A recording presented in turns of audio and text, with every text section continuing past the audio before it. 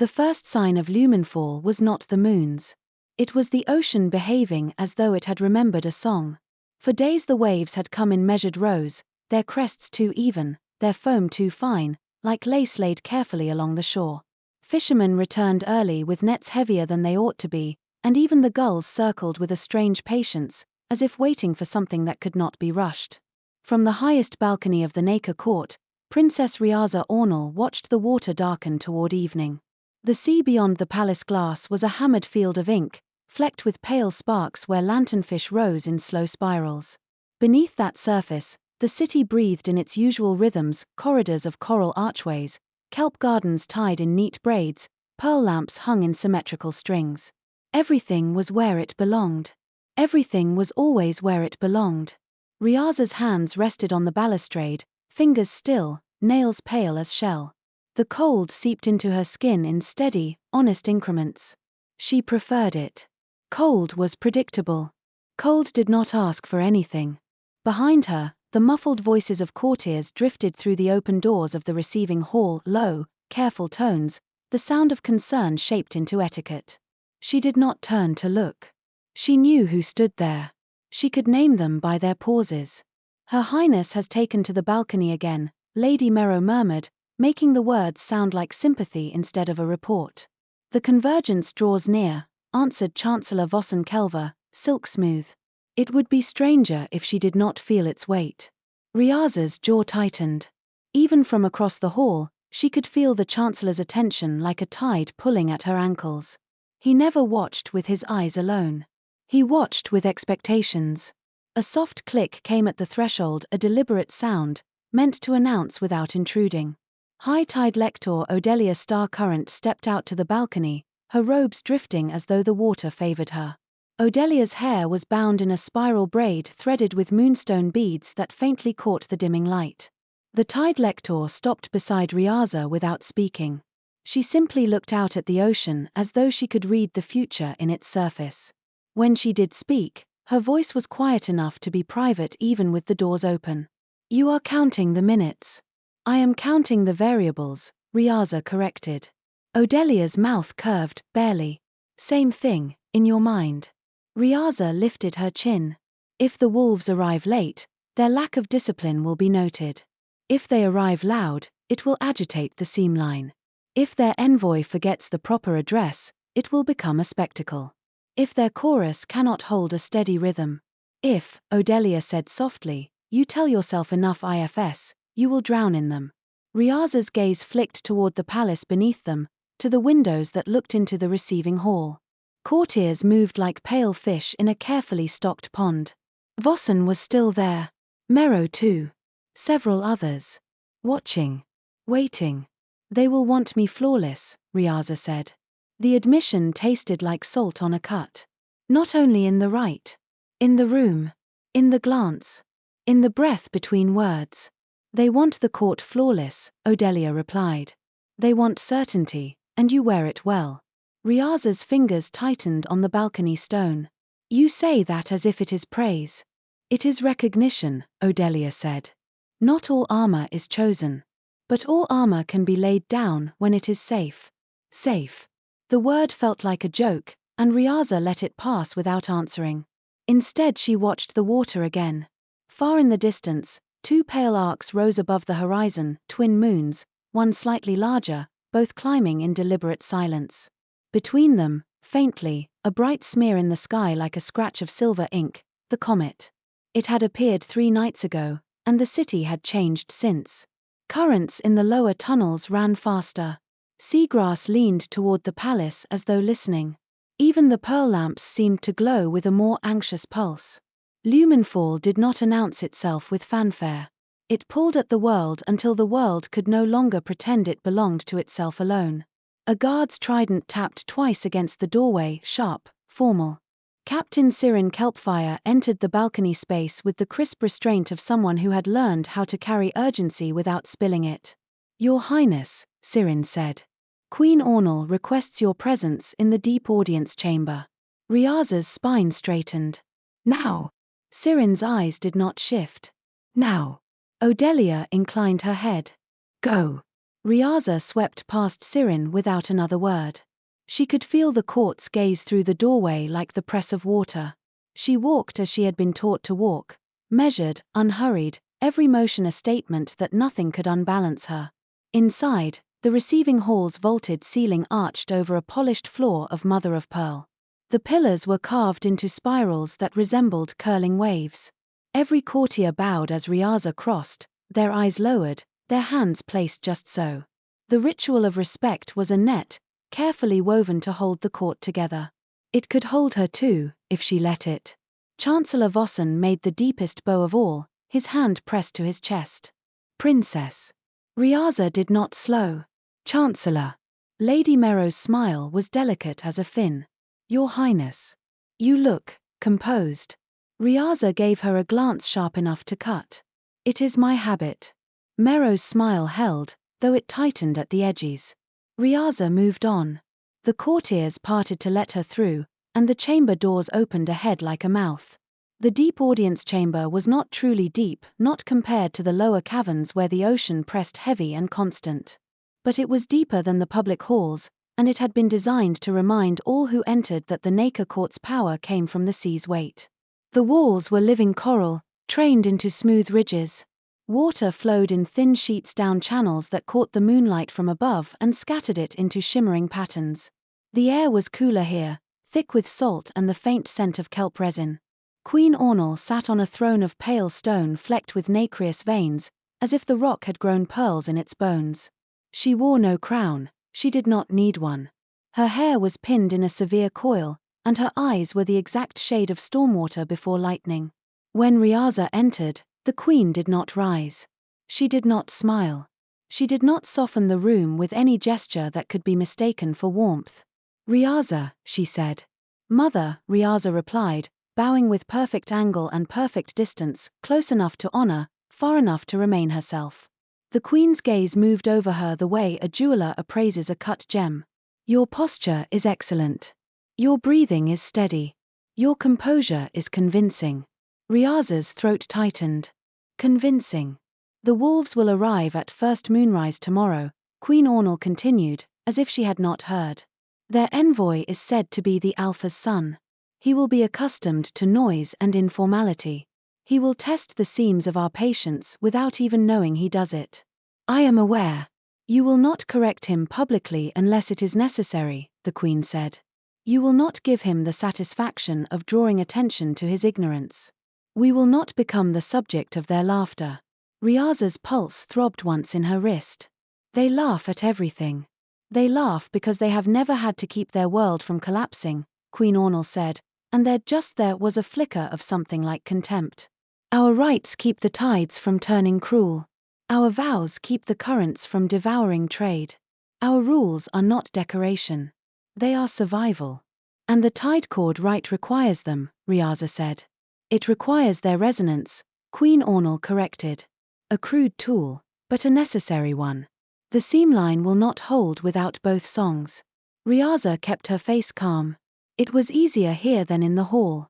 The chamber's cold helped. The Queen leaned forward slightly. Do you understand why I have asked you to oversee this convergence personally? Because you do not trust anyone else, Riasa thought. Because you are making me visible, she thought, like a banner. Because if it fails, it will be my fault, she thought, and the court will never let me forget. I understand, she said. Queen Ornal's gaze sharpened. Speak it. Riasa held the silence for a heartbeat too long. Then she said, because if the right succeeds, the court will attribute it to proper adherence to tradition. If it falters, they will call it weakness. In either case, I must be seen as the hand that steadies the needle. Good, the Queen said. And if you must bend, you will bend without breaking. You will not be drawn into entanglements. The word landed like a stone. Riasa's voice stayed even. You are concerned about diplomacy. I am concerned about you, Queen Ornal said, and the sentence sounded so practiced it might have been recited from a scroll. The wolves are charming in a careless way. Their warmth is a lure. They make others feel as though rules are optional. They make others feel safe. And in that feeling, people surrender what they should not. Riasa's hands remained folded. She did not let her fingers curl. I have no intention of surrendering anything. The Queen's eyes searched her, as if looking for the smallest crack. See that you do not. Riasa inclined her head. Will there be any changes to the right sequence this cycle? No, the Queen said immediately. Too quickly. The sequence remains as it has been. Odelia, standing to one side of the chamber like a quiet tide itself, did not move. But her gaze flicked, fast, nearly imperceptible, from the Queen to Riasa. Riasa felt it. Filed it away. If there are no changes, Riasa said carefully, then we will need precise synchronization between the wolf chorus and our current weavers at the third bell. We will, Queen Ornal said. They will adapt. Riasa swallowed the words that rose. They will not. Not easily. Not without resentment. The Queen dismissed her with a slight motion of her hand. Go. Prepare. Rest, if you can. Riasa bowed again. Perfect. Then she turned and left the chamber before her face could betray her thoughts. In the corridor beyond, Captain Joryn fell into step beside her.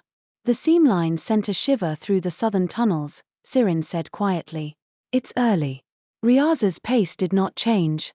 How early? A full night, Joryn replied. The lector says the reef may rise sooner than predicted. Riasa's stomach tightened. Then tomorrow's meeting may occur on unstable ground. Yes. Then the wolves' arrival time becomes more than etiquette, Riasa murmured. It becomes safety. Joryn's jaw set. Exactly.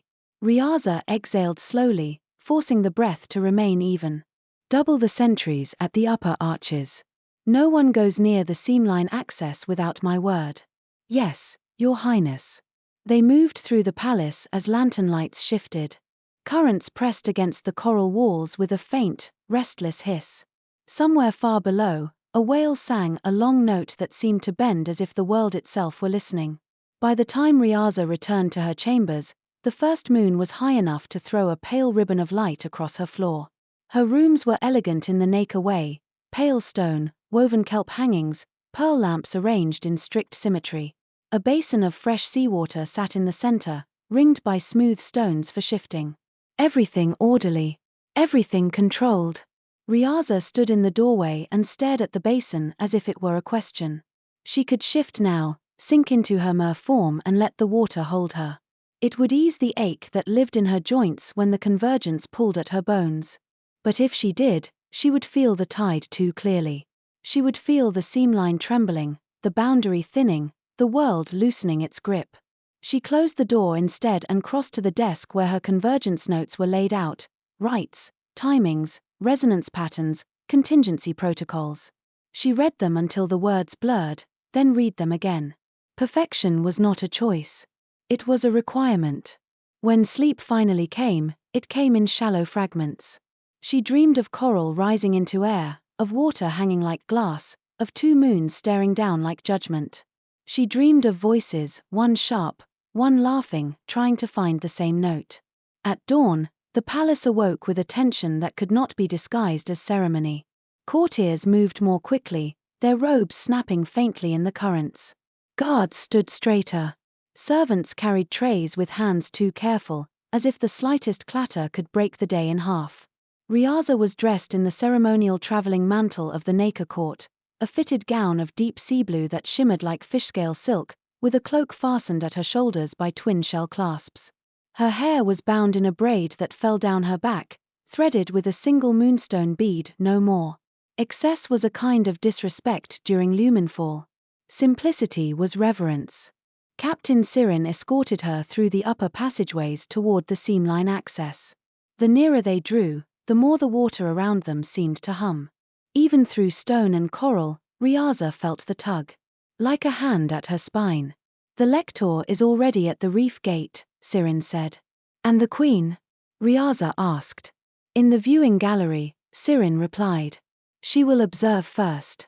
Of course she will. The reef gate was an archway carved into the palace's outer wall, sealed with layered kelp weave and shell-latch mechanisms, both magical and physical. Beyond it lay an underwater channel that led toward where the Seamline Reef would rise. During most years, the channel ended in open sea. During lumenfall, It ended in a doorway to air. Odelia waited at the gate, her hands tucked into her sleeves, her expression unreadable. As you approach, Odelia murmured to Riasa, remember, the seamline is not your enemy. It is an instrument. Do not try to force it. Listen. Riasa inclined her head. I always listen. Odelia's eyes softened by a fraction. Yes. But sometimes you only listen for mistakes. Before Riasa could reply, a low vibration rolled through the stone beneath their feet. The reef gate shivered. A faint, silvery glow seeped along the archway, as if moonlight were bleeding into the coral. Riasa's breath caught despite herself. She felt the boundary thin, felt the ocean's pressure shift, like a sigh. Sirin's hand went to her trident. It's rising. Odelia closed her eyes, and when she opened them again, they held a brightness that was not fear but awe. Earlier than expected. Riasa's mind snapped into motion. Open the gate. Slowly. Keep the locks in sequence. The guards obeyed, unlatching shell fastenings one by one. The kelp weave loosened like a curtain drawn aside. Beyond, the channel churned with shimmering motes. The water itself seemed to fold and unfold, as if reality were being braided. Then, at the far end of the channel, something pale surged upward. Coral, living, growing too fast for any natural law, pushed into the shape of a ring. It rose and rose until it broke the surface above, and sunlight scattered through the shifting water like coins thrown into a fountain. The Seamline Reef had arrived. Riasa watched it, heart hammering once, then again, then settling into a steady beat. The boundary between sea and air in the channel ahead looked like a thin membrane, trembling, luminous as soap film. Beyond it, the world above waited, wind, salt, sky. The wolves will come from the shore, Sirin said, voice tight. Riasa's eyes narrowed. If the reef has risen early, their path will be more exposed. The sea can turn against them. Odelia's gaze moved toward the membrane. And the sea can turn against us. Riasa lifted her chin. Then we do not waste time. She stepped forward. The membrane rippled as she approached, responding to her presence the way a drumskin responds to a hand. It was not solid. It was not liquid. It was something in between, a seam being asked to hold. Riasa drew in a breath, feeling the resonance hum in her chest. She could thread current weave through it if she needed, steady it, soothe it. But it would cost her. Not yet, she told herself. Not until you must. She pushed through. For a moment the pressure vanished and returned wrong, like the world had shifted a finger width out of alignment. Then she surfaced into air, water streaming from her mantle and hair, the wind striking her skin with cold sharpness. The Seamline Reef was more beautiful than any court painter had ever captured. A crown of pale coral rose above the waves in a broad ring, its ridges slick and gleaming, alive with faint silver luminescence that pulsed in time with the twin moons now visible even in daylight's pale wash. Between the coral ridges, pools of seawater sat like scattered mirrors. The air above tasted of salt and sky. And the sound, Riasa had forgotten sound above water. Not muffled. Not softened. Here the wind spoke loudly, and the waves crashed with a force that felt almost rude. Her attendants emerged behind her, dripping and blinking. Guards climbed out with practiced grimness. Odelia stepped onto the reef last, her robe clinging to her like seaweed. Riasa stood at the reef's inner edge and looked outward toward shore. The coastline lay not far, a dark line of cliffs and dunes, beyond which stood the land court's territory. Smoke from distant fires rose like thin grey threads, and the wind carried a faint hint of wood and ash. Loudness, she thought. Even the air smells loud. On the far side of the reef, where coral ridges rose higher like a natural dais, a viewing gallery had been anchored, an extension of Nacre architecture built of shell and stone that could withstand air for a short time. There, shaded beneath a canopy, Queen Ornal sat with a handful of chosen nobles, watching. Riasa did not look at her mother. She could feel the gaze anyway. Like a weight on her shoulders. A horn sounded from shore, low, rough, not musical. It sliced through the wind and carried across the water with startling clarity. Riasa's attendant stiffened. Sirin's fingers tightened on her trident. Another horn call answered, closer, and then a third, like laughter turned into signal. They are coming, someone whispered. Riasa's heart beat once, hard. She forced her face into calm. Along the shallows between shore and reef, shapes moved, dark forms wading through surf, some on two legs, some shifting mid-stride as if the act of walking into this place demanded they become something else. Wolves. Many of them. They came without the solemn procession Riasa expected. They came in clusters, jostling, calling to one another, splashing water with careless delight. Even at a distance, she could hear their voices, bright, booming, full of easy noise. Her shoulders tightened. So this is what they think of sacred ground. As they drew nearer, the lead group climbed onto the reef with the confidence of those who had never doubted they belonged anywhere they stepped.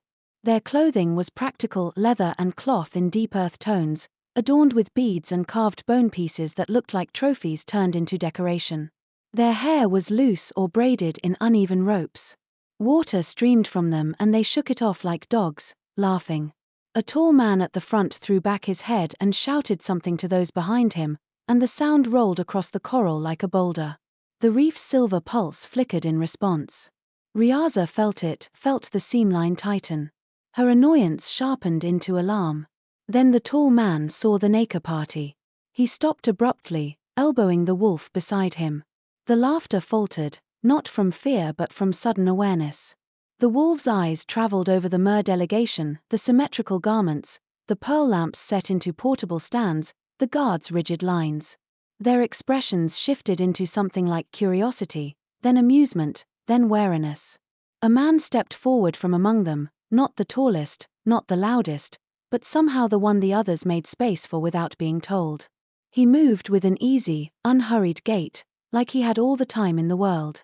Sunlight caught in his wet hair, dark, curling, pushed back from his forehead. His smile appeared as if it had always been there, waiting.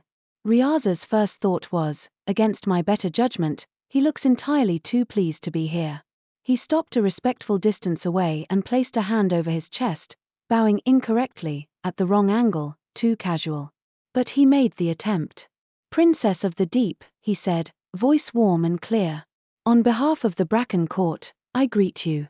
I'm Joryn Bramblethane. He pronounced her title wrong, too broad. He did not use the full honorific. He did not wait for a herald to announce him. He did not lower his gaze. And yet, he looked at her as if she were not a wall to climb, but a person to meet. Riasa's mouth tightened. Sharpness rose in her like a familiar tide. Your greeting is noted, she said coolly. You have arrived early.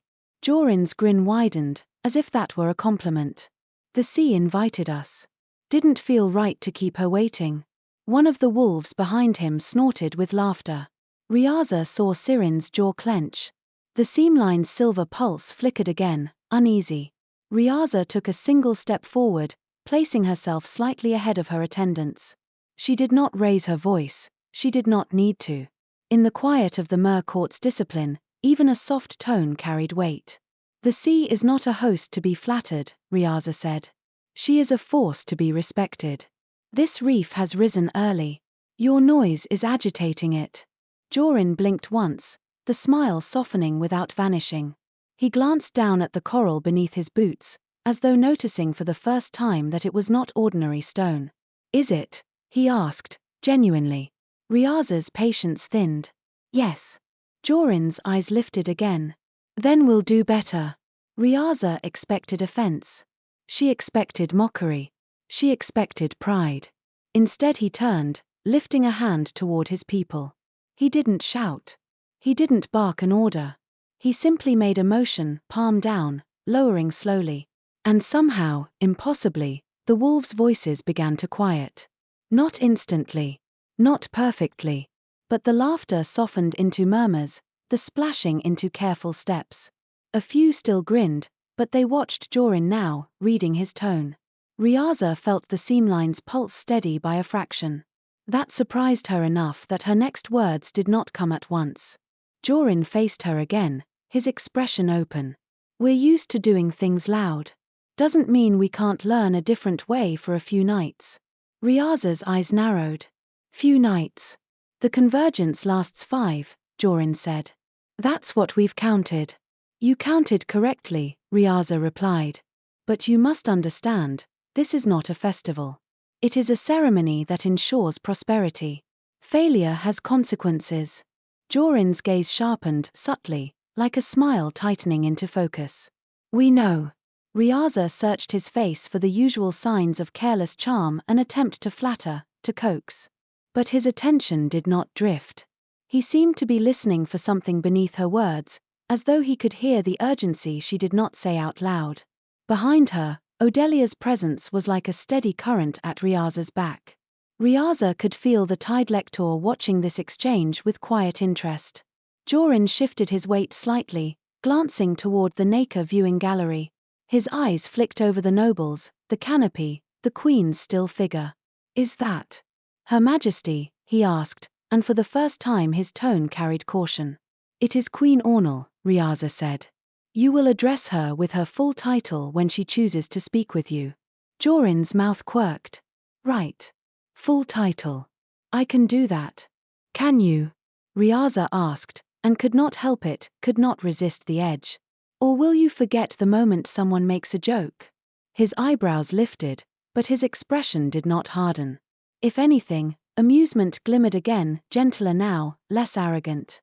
If I forget, he said, you can cut me with your words again. Seems like you're good at that. A low chuckle rose from one of the wolves. Riasa's attendants looked scandalized. Sirin's fingers tightened. Riasa did not smile. I do not cut for sport. Then I'm glad, Joryn said simply, that you do it for a reason. The sentence landed oddly, like a hand placed on a blade, not to steal it, but to acknowledge it was sharp. Riasa's throat tightened, just a little, and she hated herself for noticing. She lifted her chin. We will proceed to the first meeting platform. The tide lector will outline the sequence. You will keep your people in respectful silence. Joryn nodded once. Understood. As they began to move across the reef, Riasa kept her pace measured. The coral underfoot was slick, and the wind tried to push at her cloak. She ignored it. The wolves followed, quieter now, though their presence felt like a crowded room compared to her court's clean lines. Their smell, wet fur, leather, smoke, carried in the air and made her nostrils flare. At the center of the reef, a wide flat ridge formed a natural platform. There, the Nacre Court had placed a low stone dais etched with tide runes, and opposite it, the wolves had set a circle of carved driftwood stakes tied with cords and beads. Two symbols facing one another like wary eyes. Odelia stepped forward, lifting her hands. The air around her seemed to hush, as if even the wind knew her authority. The Lumenfall convergence has begun, she said, her voice carrying cleanly. The seamline has risen. Sea and shore are joined for a brief span. During this time, we will perform the tide cord rite to bind our prosperities together for the next cycle. She turned her head slightly toward the wolves. The Nacre Court welcomes the Bracken Court under the old vows. One of the wolves shifted, clearly wanting to speak, but Joryn placed a hand out in a subtle gesture that stilled him. Odelia's gaze moved to Riasa, and for a heartbeat Riasa felt the weight of expectation. She stepped forward, voice steady. The Nacre Court recognizes the Bracken Court's necessary role in the rite, she said, choosing the language carefully. Not welcome. Not gratitude. Recognition. Safe words. The wolves' faces tightened at the coldness of it. Riasa saw it and did not flinch. Then Joryn stepped forward. He did not swagger. He did not bow too deeply. He placed his hand over his chest again and spoke with surprising clarity. The Bracken Court recognizes the Nacre Court's stewardship of the sea, he said. We will do what we came to do. And we will do it right. His phrasing was not perfect. It was not elegant. But it carried something the Mers could not ignore, intention. Riasa felt the seamline pulse, steady, almost approving. Her irritation returned, sharper now because it had been disturbed by something like respect. Odelia began to outline the first sequence, the timing of bells, the positions each group would take at moonrise, the required silence during the current weave threading, the moment when the wolf chorus would join. As she spoke, Riasa watched the wolves. Most listened with the restless patience of people being asked to sit still. But Joryn listened differently. His eyes tracked every detail. When Odelia mentioned the third bell, his gaze flicked briefly to the twin moons, as if counting already. Good, Riasa thought despite herself. At least one of them is paying attention. Then she saw it, a faint shimmer at the edge of the platform, a silver twitch along the coral ridge. The seamline did not like something. A thin sting of pressure brushed her skin. Riasa's breath caught. She glanced toward Odelia, but the tide lector was still speaking, her expression calm. Riasa forced her own face into stillness. Do not show alarm. Not here. Not in front of them. Joryn's eyes moved to her, and she felt him notice the slight change in her posture, the way her fingers had curled in her sleeve. He leaned closer, just enough that his voice would not carry. Is the reef supposed to do that? Riasa's eyes snapped to him. Do what? He nodded subtly toward the coral edge. Another silver twitch ran along it. Riasa's stomach tightened. He noticed. Of course he did. Easygoing did not mean oblivious. It is unsettled, she murmured through her teeth. It rose early. Joryn's expression shifted, serious now, no smile. Meaning it could fail? It could lash, Riasa said. Pressure shear. It could trap someone between sea and air. Joryn's jaw tightened. Then we should keep people away from the edges. We will, Riasa said, and hated the relief she felt at his immediate understanding. Odelia's voice carried on. And should dissonance occur, both courts are to cease resonance immediately. Any attempt to overpower the other will result in backlash. A ripple of murmurs ran through the wolves. One of them, broad-shouldered and scarred, muttered something under his breath. Riasa caught the word bossy, and her patience snapped like a thin shell. She turned her head slightly, eyes narrowing. But before she could speak, Joryn spoke first, still quiet, but firm. Rook, he said, a warning in the single name. The scarred wolf Rook, apparently stilled, then dipped his chin in reluctant acknowledgement. Riasa stared at Joryn. He had corrected his own without making a spectacle. That, annoyingly, was competent. The first meeting concluded with Odelia's final instruction. At first moonrise tonight, we begin the initial resonance alignment. No chorus. No full weave. Only the tuning of breath and current. We must learn each other's rhythms before we bind them. The wolves looked as though they had been asked to speak without words. The mers looked relieved. Riasa should have felt satisfied. Instead she felt something like a tight knot in her chest. Learning each other's rhythms. That was the danger, wasn't it? Not the ceremony. Not the reef. But the possibility that understanding might make everything else more complicated. As the groups began to disperse to their respective sides of the reef, the wind shifted, carrying the scent of smoke stronger now. The wolves' territory lay close. Their fires already burned, even in daylight. Riasa stepped toward the Nacre side, already thinking of contingency plans, of additional guards, of reinforcing the reef's edges with current weave if the pulse worsened. Then Joryn's voice called softly behind her. Princess Riasa. She froze. He had used her name. Not her title. It was improper. She turned slowly, eyes narrowing.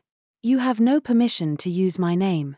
He lifted his hands slightly, palms out, a gesture of peace. Then I won't. Not again. He hesitated, and for the first time she saw something like uncertainty flicker in him. What do I call you when it's just about the work? Riasa's annoyance flared. You call me Your Highness. Always. Joryn's mouth quirked, but he nodded. All right. Your Highness. He paused. Then, about the work. If the reef lashes, and we need to move fast, will you tell me? Directly. Not through 3 layers of protocol.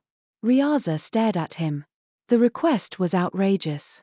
It was also practical. Her pride rose, hot. Her duty rose, colder, heavier. If the reef lashes, she said carefully, protocol will not save anyone. Joryn's eyes held hers, steady. So you will tell me. Riasa exhaled, slow. Yes, she said, and made it sound like an order rather than agreement. I will tell you. He nodded once, satisfied, and stepped back as if he had not just pushed against the wall of her world. Riasa turned away before he could see the slight tremor in her fingers.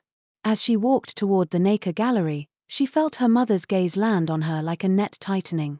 And beneath it, beneath everything, the Seamline Reef pulsed again, silver, restless, like a heartbeat that did not yet trust the body it had been asked to join.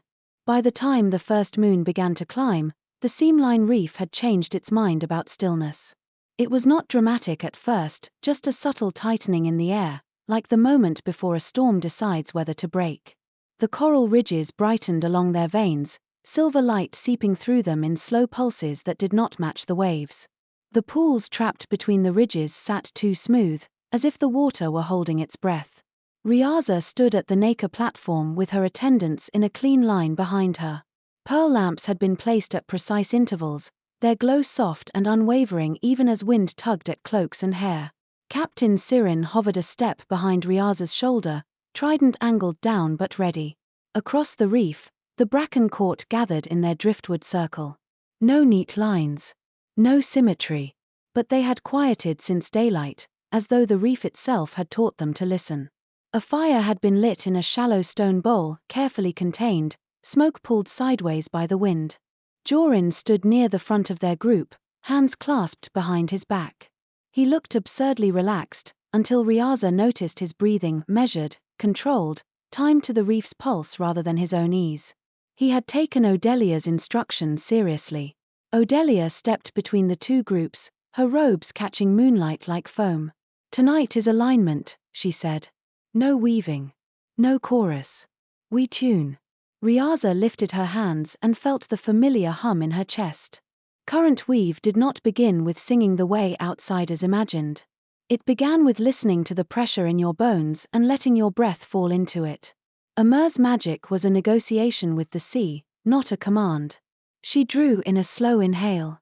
The air tasted thinner up here, sharp with salt. It would cost her more than it did beneath the water. But she did not let that show. On Odelia's signal, the Nacre current weavers joined Riasa, 3 women and 2 men with faces calm and eyes bright. They inhaled together, then exhaled on a single low note that barely rose above the wind. The reef answered. The silver light along the coral ridges steadied, matching the note's rhythm, the pools between them trembling as if the water wanted to hum back. Riasa felt it settle against her pulse like a hand finding the right place to rest. Across the way, the wolves did not howl. Not yet. Instead they began with breath, long exhalations, audible in the cool air, a hush of lungs synchronizing. Their circle tightened, shoulders almost touching, heads tipped slightly toward the moons.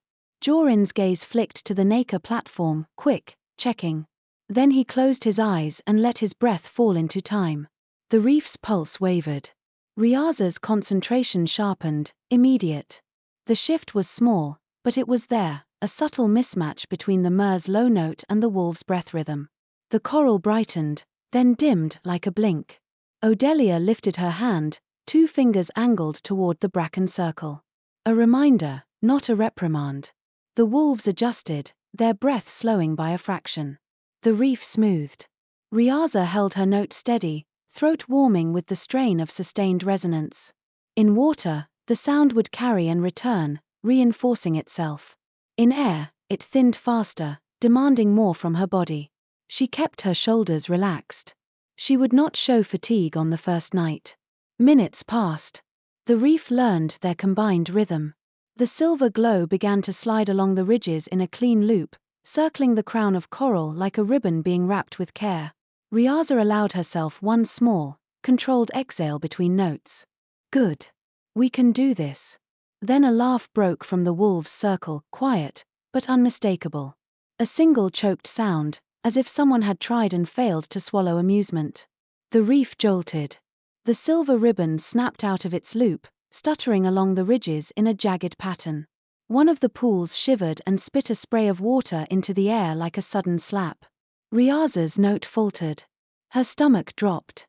Joryn stepped forward instinctively. "Your Highness."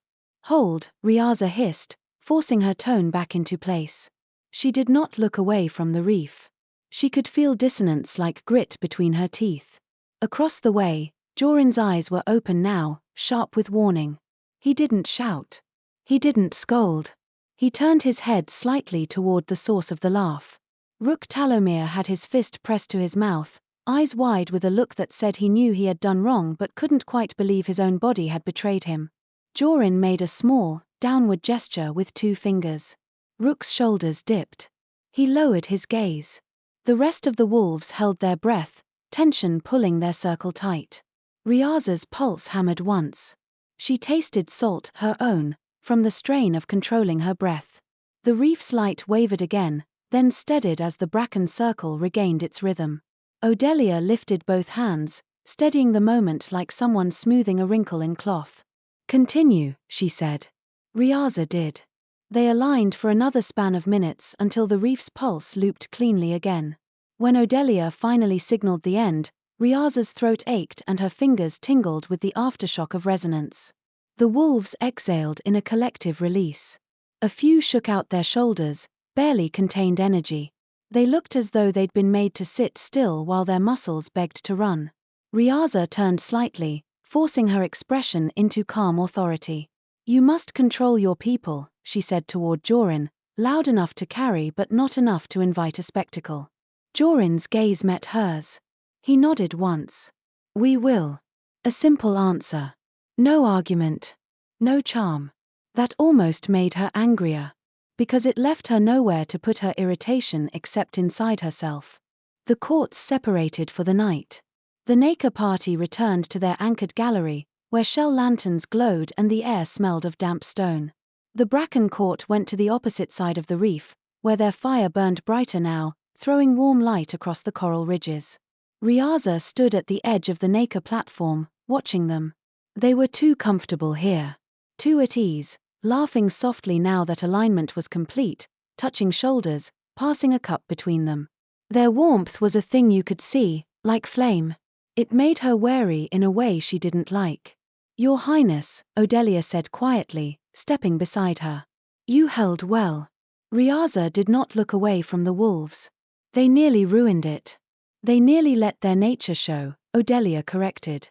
"You will need them to be wolves for the right. Just wolves in time." Riasa's fingers curled inside her sleeve. "And we will need to be mers. Mers in time." Odelia's gaze softened. "Yes. That is the challenge." Riasa's attention snagged on Joryn as he rose from his circle and walked away from his people, heading toward the reef's outer edge where the wind was strongest. He stopped there, facing the sea as if listening. As if sensing her gaze, he turned his head slightly, meeting her eyes across the coral crown. Riasa looked away immediately, but the moment stayed, like a note that refused to fade. That night, sleep came even thinner. Riasa woke before dawn with the taste of salt in her mouth and the reef's pulse still in her bones. She dressed without assistance, knotting her hair tighter than usual. She could not afford to appear disordered. Not with the Queen watching. Not with the wolves present. When she emerged into the gallery, Queen Ornal was already there, seated beneath the shell canopy, hands folded, expression composed. "Last night was acceptable," the Queen said without preamble. Acceptable. Not successful. Not good. Riasa inclined her head. "The alignment held." "It held because you held it," the Queen said. "And because the wolves were restrained." Riasa kept her face blank. "Restraint will not be enough in later phases." Queen Ornal's gaze sharpened. "Then you will impose what is required." Impose. Command. Force. Riasa's stomach tightened. The right requires resonance, not compliance. The Queen's eyes narrowed. "It requires results." Riasa bowed slightly. "As you wish." Her mother's approval was a current that always pulled in one direction, toward control. Toward certainty. Toward perfection even if it cut away everything living. Riasa turned away before she could think too long on that. The day passed in structured preparation. The Nacre Court rehearsed their current weave sequences in the gallery's shallow pools, voices low, notes precise. Their hands traced invisible patterns through the air, rehearsing threads they would later cast into the reef's living coral. The pressure in their chests rose and fell in disciplined harmony. From across the reef, the Bracken Court trained differently. They moved. They ran in short bursts along the coral ridges, leaping across pools, their laughter returning whenever they forgot they were being watched. They practiced breath control in motion, inhale on 4 beats, exhale on 6.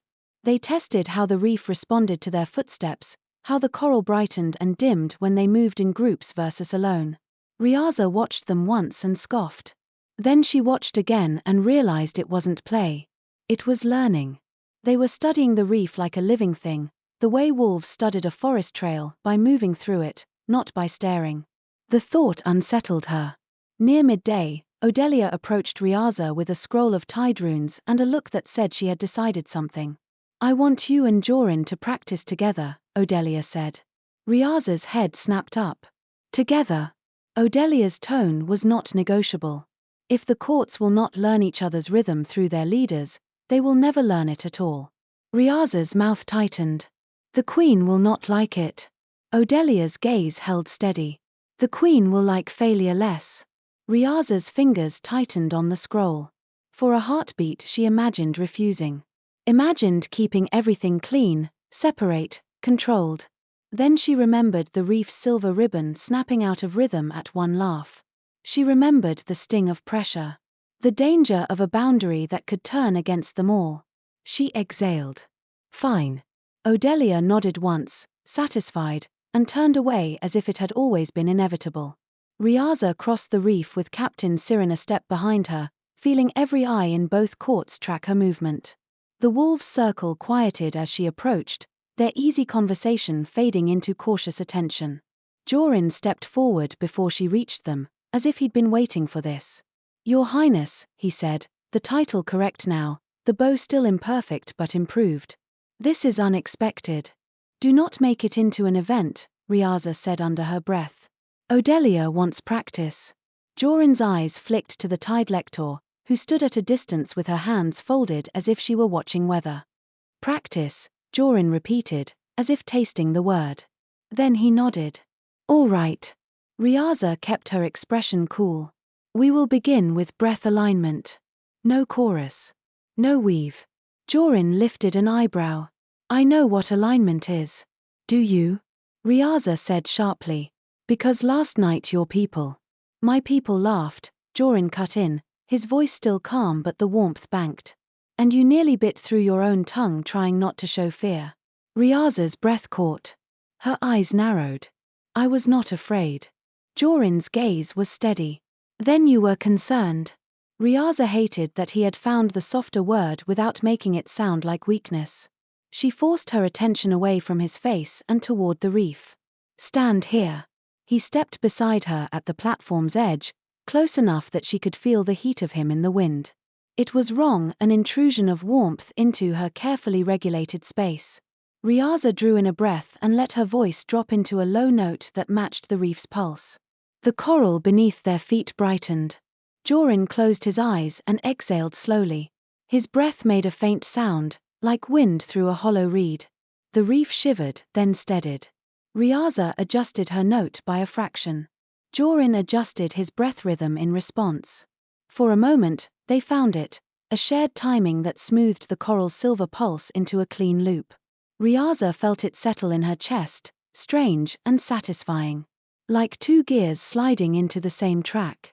Joryn opened his eyes, and a small grin tugged at his mouth.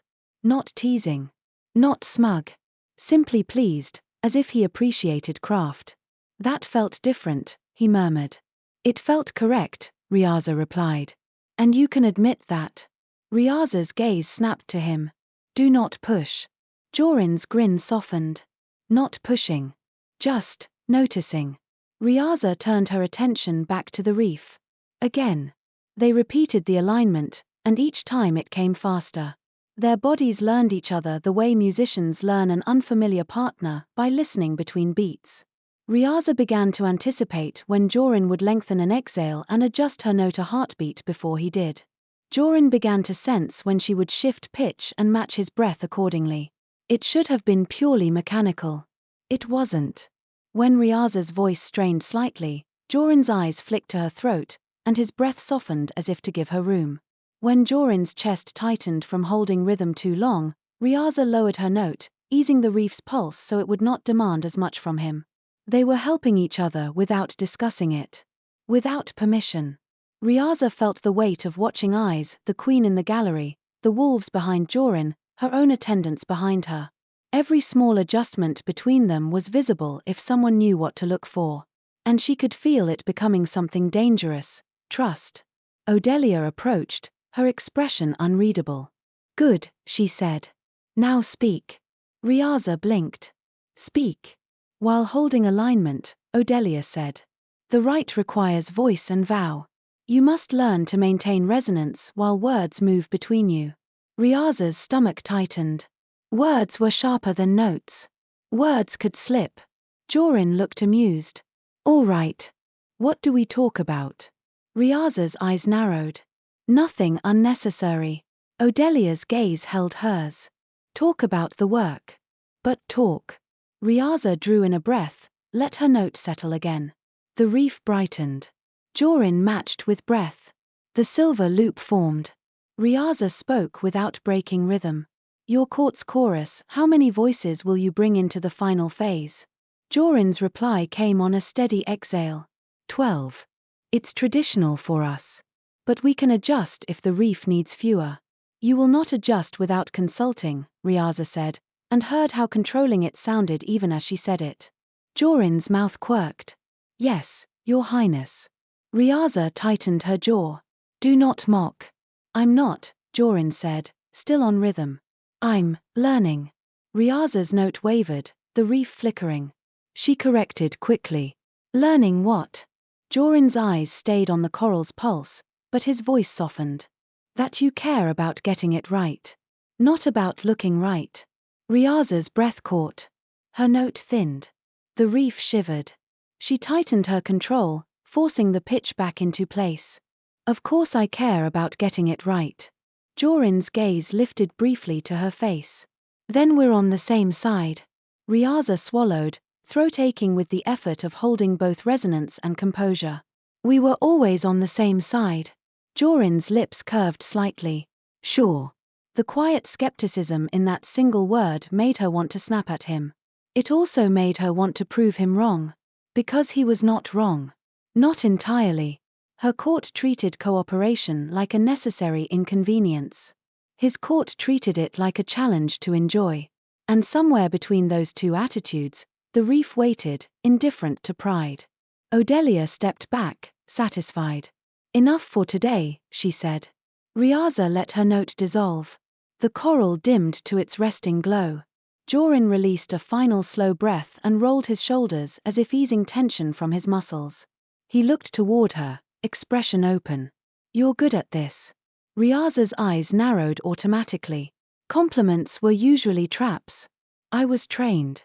I was trained too, Joryn said, then shrugged. But you have focus. Like a spear. Riasa stiffened. Focus is required. Maybe, Joryn said, and there was a gentleness in his tone that made her bristle. But you hold it like it's the only thing keeping you from falling. Riasa's pulse jumped. You do not know anything about me. Joryn's gaze didn't flinch. I know you didn't sleep well. I know you watched us all day like you expected us to ruin everything. And I know you adjusted your note to make my breathing easier without me asking. Riasa felt heat rise under her skin, anger, embarrassment, something else she didn't want to name. I did that because the reef requires stability. Of course, Joryn said, and the way he said it made it clear he accepted her answer without believing it was the whole truth. Riasa turned away before her expression could betray her. As she walked back toward the Nacre gallery, she could feel the wolves watching her, curious now, less amused.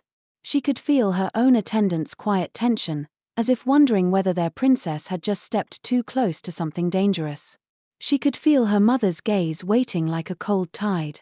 When Riasa reached the gallery, Queen Ornal stood, her robes barely moving in the wind. She did not wait for Riasa to bow before speaking. You practiced with him, the queen said. Yes, Riasa replied, keeping her voice level. It was required. The queen's eyes narrowed. Required by whom? Odelia, Riasa said, then added quickly, by the needs of the rite. Queen Ornal's mouth tightened. The Tide Lector forgets that needs can be met without proximity. Riasa's fingers curled. The reef responds to paired alignment better than separated groups. We will need it stable. Then stabilize it, the Queen said sharply. Do not become entangled in wolf habits. Riasa forced her voice into calm. What habits? Warmth, the Queen said, as if the word were a warning. Ease. Familiarity. They blur lines. Riasa's chest tightened. You think I cannot hold lines? The Queen's gaze sharpened. I think lines are easiest to hold until someone touches them. Riasa's throat tightened, but she did not look away. The convergence is 5 nights. I can endure 5 nights. Queen Ornal studied her for a long moment. Then she said, softer, endure, yes. But do not change. Riasa's breath caught.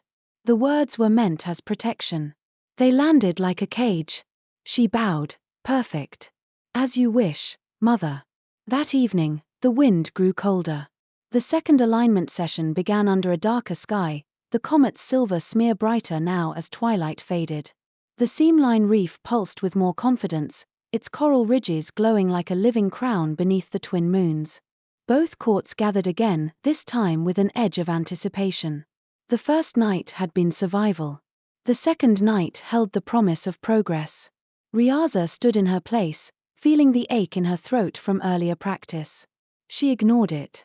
Pain was just information. Across the reef, Joryn looked toward her once, brief.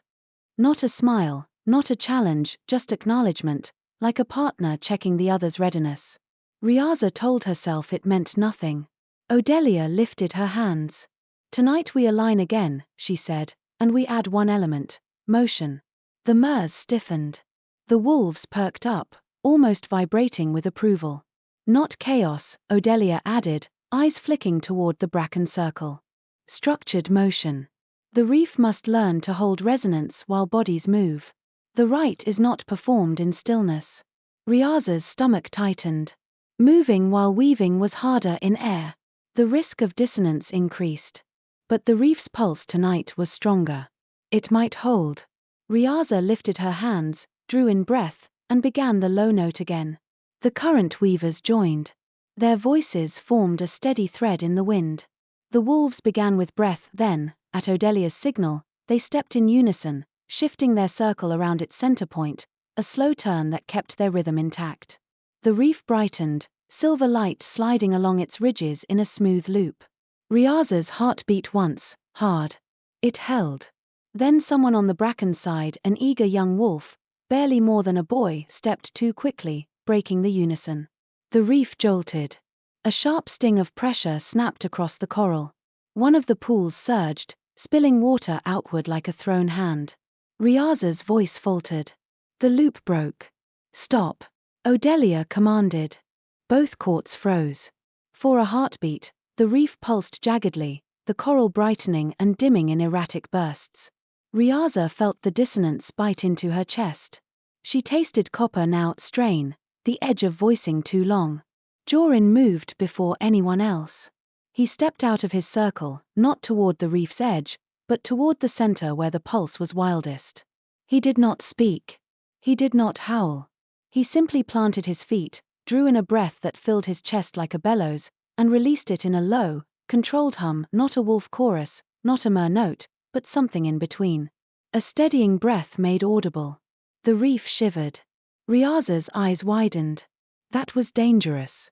He was putting himself where backlash would hit first.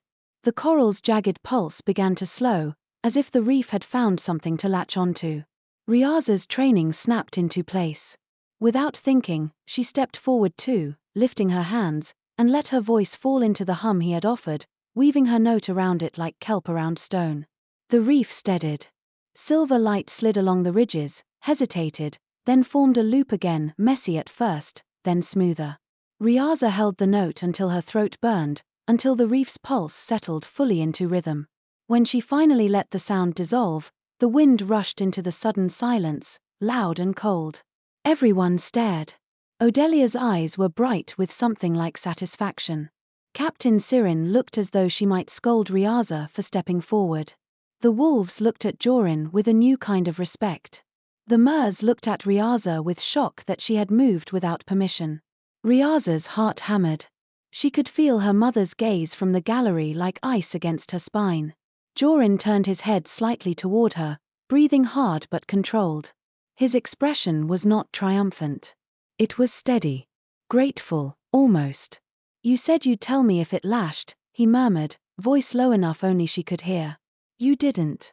You just came." Riasa's throat tightened. "You should not have moved into the center."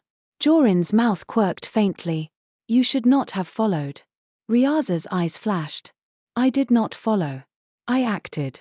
Joryn's gaze held hers. "Same thing." Riasa's anger rose, but beneath it was a thin thread of something she didn't want to acknowledge: relief. He had steadied it. She had steadied it. Together. Odelia lifted her hand again, reclaiming the moment before it could fracture into gossip. "We continue," she said. "But slower. And with leaders in the motion line." The session resumed, more cautious now. Riasa's voice ached, but she kept it steady. Joryn's breath rhythm anchored the wolves. The reef held. By the end, the silver loop circled the coral ridges with a confidence that felt like progress carved into living stone. When it was done, the courts dispersed in uneasy quiet. Riasa returned to the gallery with her attendants in a line, her posture rigid, her face composed. But inside her chest, something kept shifting, like a tide refusing to settle. Queen Ornal met her at the canopy's edge. "You stepped forward," the queen said, voice low, controlled. "Yes," Riasa replied. "The reef would have escalated." "And you did so with him," the queen said. Riasa's fingers curled in her sleeves. "He was in the center. I used his tone to stabilize the loop." The queen's eyes narrowed.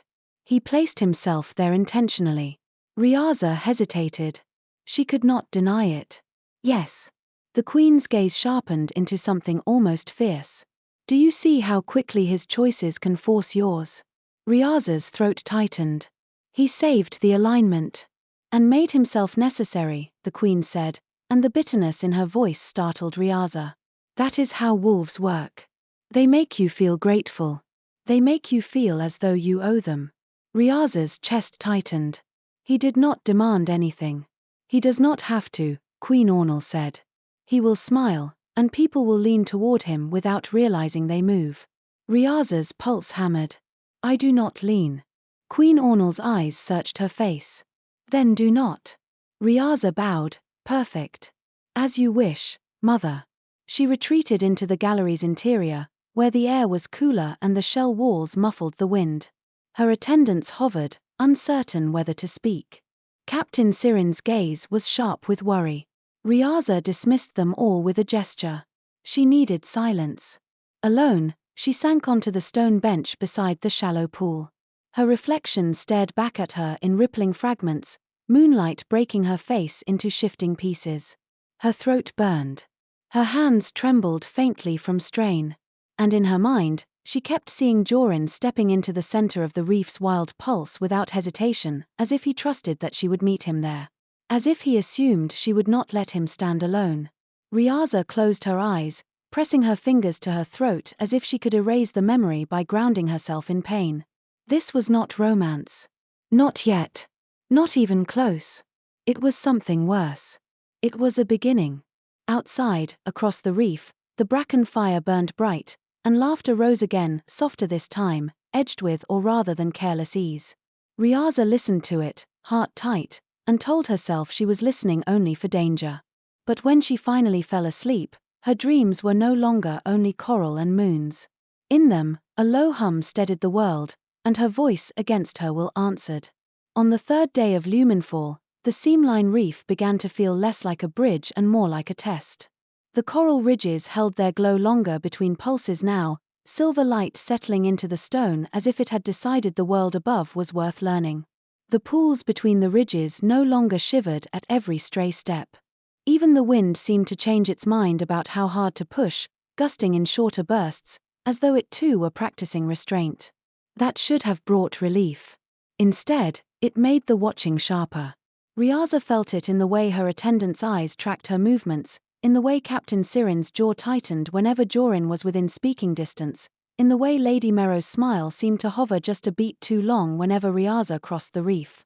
The court had always watched Riasa, but Lumenfall gave their scrutiny a new edge, like someone had taken a familiar knife and honed it. Even the reef seemed to know when it was being used as a stage. By midday, Odelia called for a joint rehearsal that went beyond alignment and motion. The tide lector's voice carried across the coral with calm inevitability. "Today we begin threading," she announced. "Not the full weave. Only the first strand. And we do it together."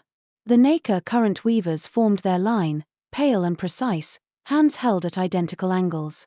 The Bracken chorus gathered in their circle, 12 voices chosen, including Hester Briarwing at the edge, her hair braided with bits of shell and dried flowers, her eyes bright as if she were about to sing for a celebration rather than a rite. Riasa stood at the front of her group, throat still sore from the previous night's strain. She had taken the bitter kelp tonic Odelia prescribed. It had dulled the ache but not erased it. Pain was still there, coiled like a warning. Across from her, Joryn rolled his shoulders once, then stilled, his stance relaxed but grounded.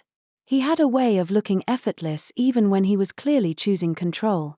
Odelia's gaze moved between them. "You," she said, pointing with 2 fingers, one toward Riasa, one toward Joryn. "Lead the strand." A ripple ran through both courts. Riasa could feel her mother's gaze from the gallery like a cold tide pressing on her back.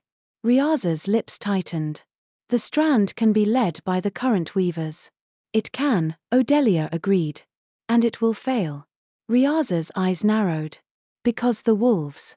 "Because you cannot weave into air alone," Odelia cut in, her tone still quiet, but sharper now. "Because you keep trying to make the reef behave like an obedient corridor instead of a living seam. It responds to shared authority. Shared authority. Shared control. Shared anything." Riasa swallowed the instinctive refusal. She did not have the luxury of pride. Not when she could feel the reef's pulse already quickening with anticipation. She turned her head slightly toward Joryn. "Do not improvise." Joryn's mouth quirked. "Wasn't planning to." "You say that as if it is a joke." "It's not," he said, and the humor fell away. "I'll do what you tell me." The directness startled her more than the compliance. She forced her attention back to the coral beneath her feet. Odelia lifted her hands. "Begin." Riasa drew in a breath, then let her voice drop into a low note that matched the reef's pulse. The sound was thin in air, but she shaped it carefully, like thread pulled taut between fingers. Her hands lifted, palms angled down, and she felt the first strand of current weave respond, pressure shifting, water in the pools trembling in sympathy. Joryn inhaled beside her and released his breath on a controlled hum, deeper than hers, filling the space beneath her note like a foundation under a bridge. The reef brightened. Silver ran along the coral ridges in a smooth line, not circling this time, but stretching, seeking connection. Riasa's hands moved in a slow, deliberate pattern, guiding the strand toward the rune-etched stone dais at the center. She could feel the seamline's resistance, the way it tested her intention. Not deception, she was not lying. But tension. A grip too tight. She loosened it by a fraction, and the strand smoothed. Joryn's breath shifted to match, steadier, longer, as if he were anchoring the loosened space so it wouldn't snap back. The first strand touched the dais. A faint chime rang through the air like glass tapped gently. The pools shivered, then settled. The reef's glow held. Riasa's chest tightened with reluctant satisfaction. It worked. Then the wolves joined. Hester lifted her chin and released a note, soft, not a howl, but the beginning of one. The other 11 voices followed, layering breath and tone in a structure that was surprisingly disciplined. It wasn't the loud, wild chorus Riasa had expected. It was controlled power, held on a leash made of trust. The reef answered with a slow swell of light. Riasa felt the resonance deepen, sinking into her bones. Her note thickened with it, easier now. She could thread the strand farther. Then, from somewhere in the Nacre gallery, a voice murmured, too quiet to be called a disruption, but sharp enough to carry on the wind. "Unseemly." Riasa's note wavered. The strand faltered, shivering in the air as if unsure whether it was wanted. Joryn's breath caught. His hum stuttered. The wolves' chorus thinned. The reef's glow tightened into a harsh pulse. Riasa's heart hammered once. She could feel the seamline react not to sound but to intent, the judgment, the disapproval, the refusal to accept shared authority. She forced her voice steady, but the strand trembled. The more she tried to impose control, the more it resisted. Joryn shifted closer, just a fraction. Not touching her. Not daring that. But close enough that his presence warmed the air against her sleeve. His voice came low, only for her. Don't fight it like it's an enemy. Riasa's jaw clenched. Do you think I'm not trying? I think you're trying to win, Joryn murmured. Not to join. Riasa's throat tightened, anger rising. But the reef pulsed again, a stinging flicker that warned how close they were to backlash. She swallowed. Let go. She let her shoulders drop by a fraction. Let her hands soften. Let her note become less a command and more an invitation. The strand steadied. Joryn's hum deepened again, filling the space beneath it, holding the invitation open instead of closing it with force. The wolves' chorus thickened, regaining its layered structure. The reef's glow smoothed into a steady ribbon. Odelia's hands lifted higher, guiding the completion. Hold, she instructed. Hold through the words. Riasa's stomach tightened. Words moved breath. Breath moved resonance. This was the dangerous part. Odelia spoke the first vow line of the tide chord right, not as a declaration but as a cue. Sea gives. Shore receives. Riasa and Joryn were meant to answer. Riasa shaped the response on her note, careful. Sea gives. Joryn answered on his hum, voice low and steady. Shore receives. The reef chimed again, clearer this time, approving. Riasa felt a strange jolt in her chest. It wasn't triumph.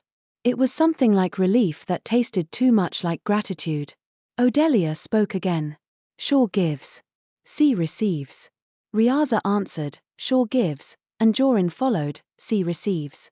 The strand held. The seamline did not sting. When Odelia finally lowered her hands, ending the rehearsal, the reef's glow faded slowly, like a creature settling after being soothed. For a heartbeat, there was silence. Then murmurs rose, some impressed, some uneasy, some resentful. Riasa stood very still, feeling the tremor in her fingers. She kept them hidden in her sleeves. Joryn turned his head slightly toward her. You did it. We did it, Riasa corrected automatically. Joryn's mouth quirked. That's what I said. Riasa glared. Do not be insufferable. His grin softened, and for a moment his expression was almost gentle. All right. I won't. That gentleness was worse than teasing. Teasing she could cut. Gentleness slipped past her blade. Before she could respond, Odelia's voice carried again. Courts will meet at dusk, she announced. A joint table. A joint discussion. If you cannot eat together, you will not vow together. The wolves perked up as if food were a promise. The mers stiffened as if it were a trial. Riasa felt her mother's gaze sharpen. A joint table meant proximity. Conversation. Unstructured variables. Riasa's throat tightened. Lector. Odelia didn't look at her. You will attend, princess. And you, she added, gaze shifting toward Joryn, will not treat it as a joke. Joryn lifted a hand in mock surrender. No jokes. Riasa's eyes narrowed. You are already joking. His grin faded, replaced with sincerity. I'm not. I'll behave. That should have reassured her. Instead it made her suspicious of how much she wanted it to. Dusk on the Seamline Reef was a strange kind of twilight. The sun sank behind the cliffs, but the reef held light in its coral veins, silver pulsing under the twin moons that rose too early and too bright. The comet burned like a scratch across the sky. Wind pulled at cloth and hair, and the waves below slapped against coral with restless impatience. The Nacre Court prepared the joint table with disciplined beauty, a long stone slab anchored into the reef ridge, covered with woven kelp mats and shell bowls placed at perfect intervals. Pearl lamps were set low, their glow soft and steady. The Bracken Court arrived with their own offerings, smoked fish wrapped in leaves, bread dense and warm, jars of berry-sweet drink that smelled like summer in the middle of salt air. They brought carved wooden cups, mismatched but clean, and set them down as if the table were a friend. The two courts faced each other across the table like opposing currents. Queen Ornal sat at the Nacre end, posture flawless, expression composed.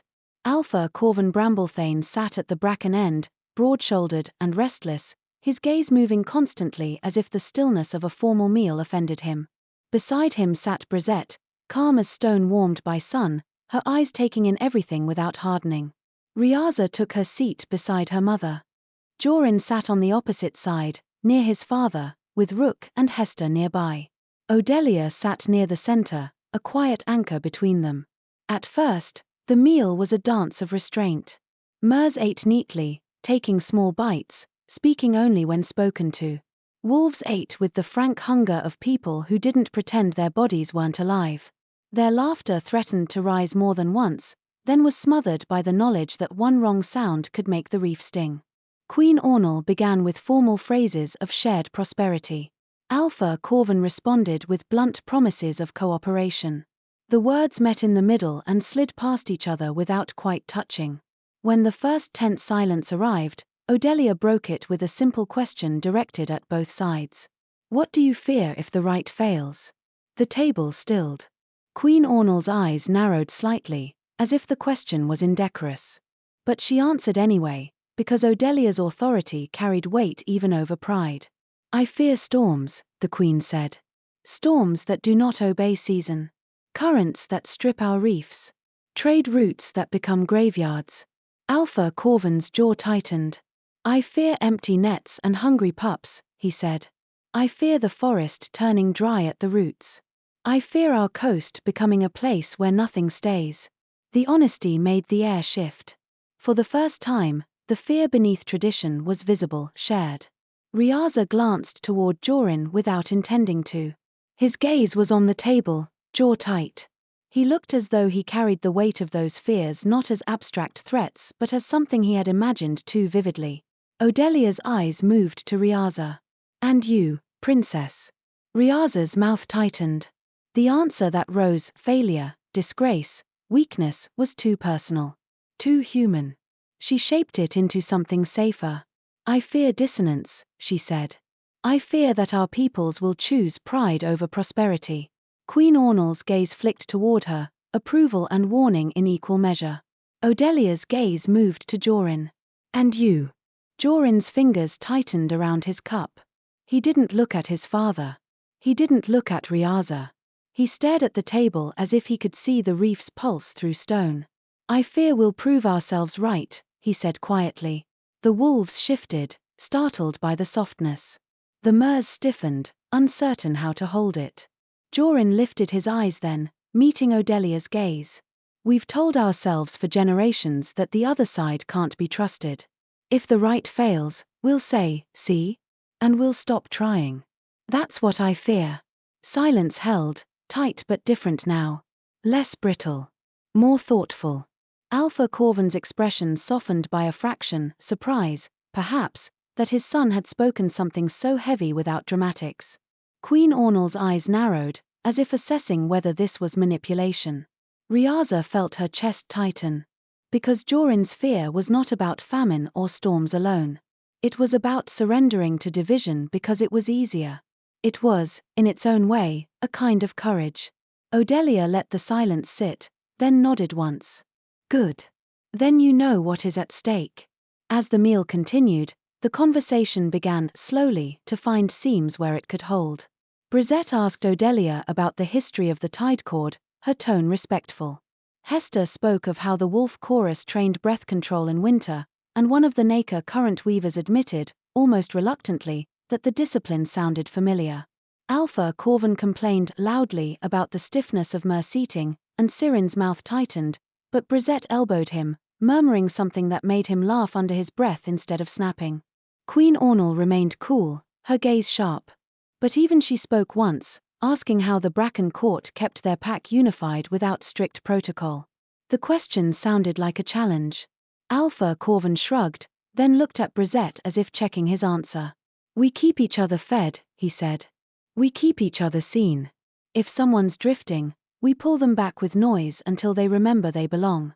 The answer was not elegant. But it was sincere. Riasa watched her mother's expression, carefully controlled, but not dismissive. Something shifted there, barely visible. Then Lady Merrow, seated near Queen Ornal, leaned slightly toward Riasa and murmured under her breath, so they heard each other with barking. Riasa's fingers tightened around her cup.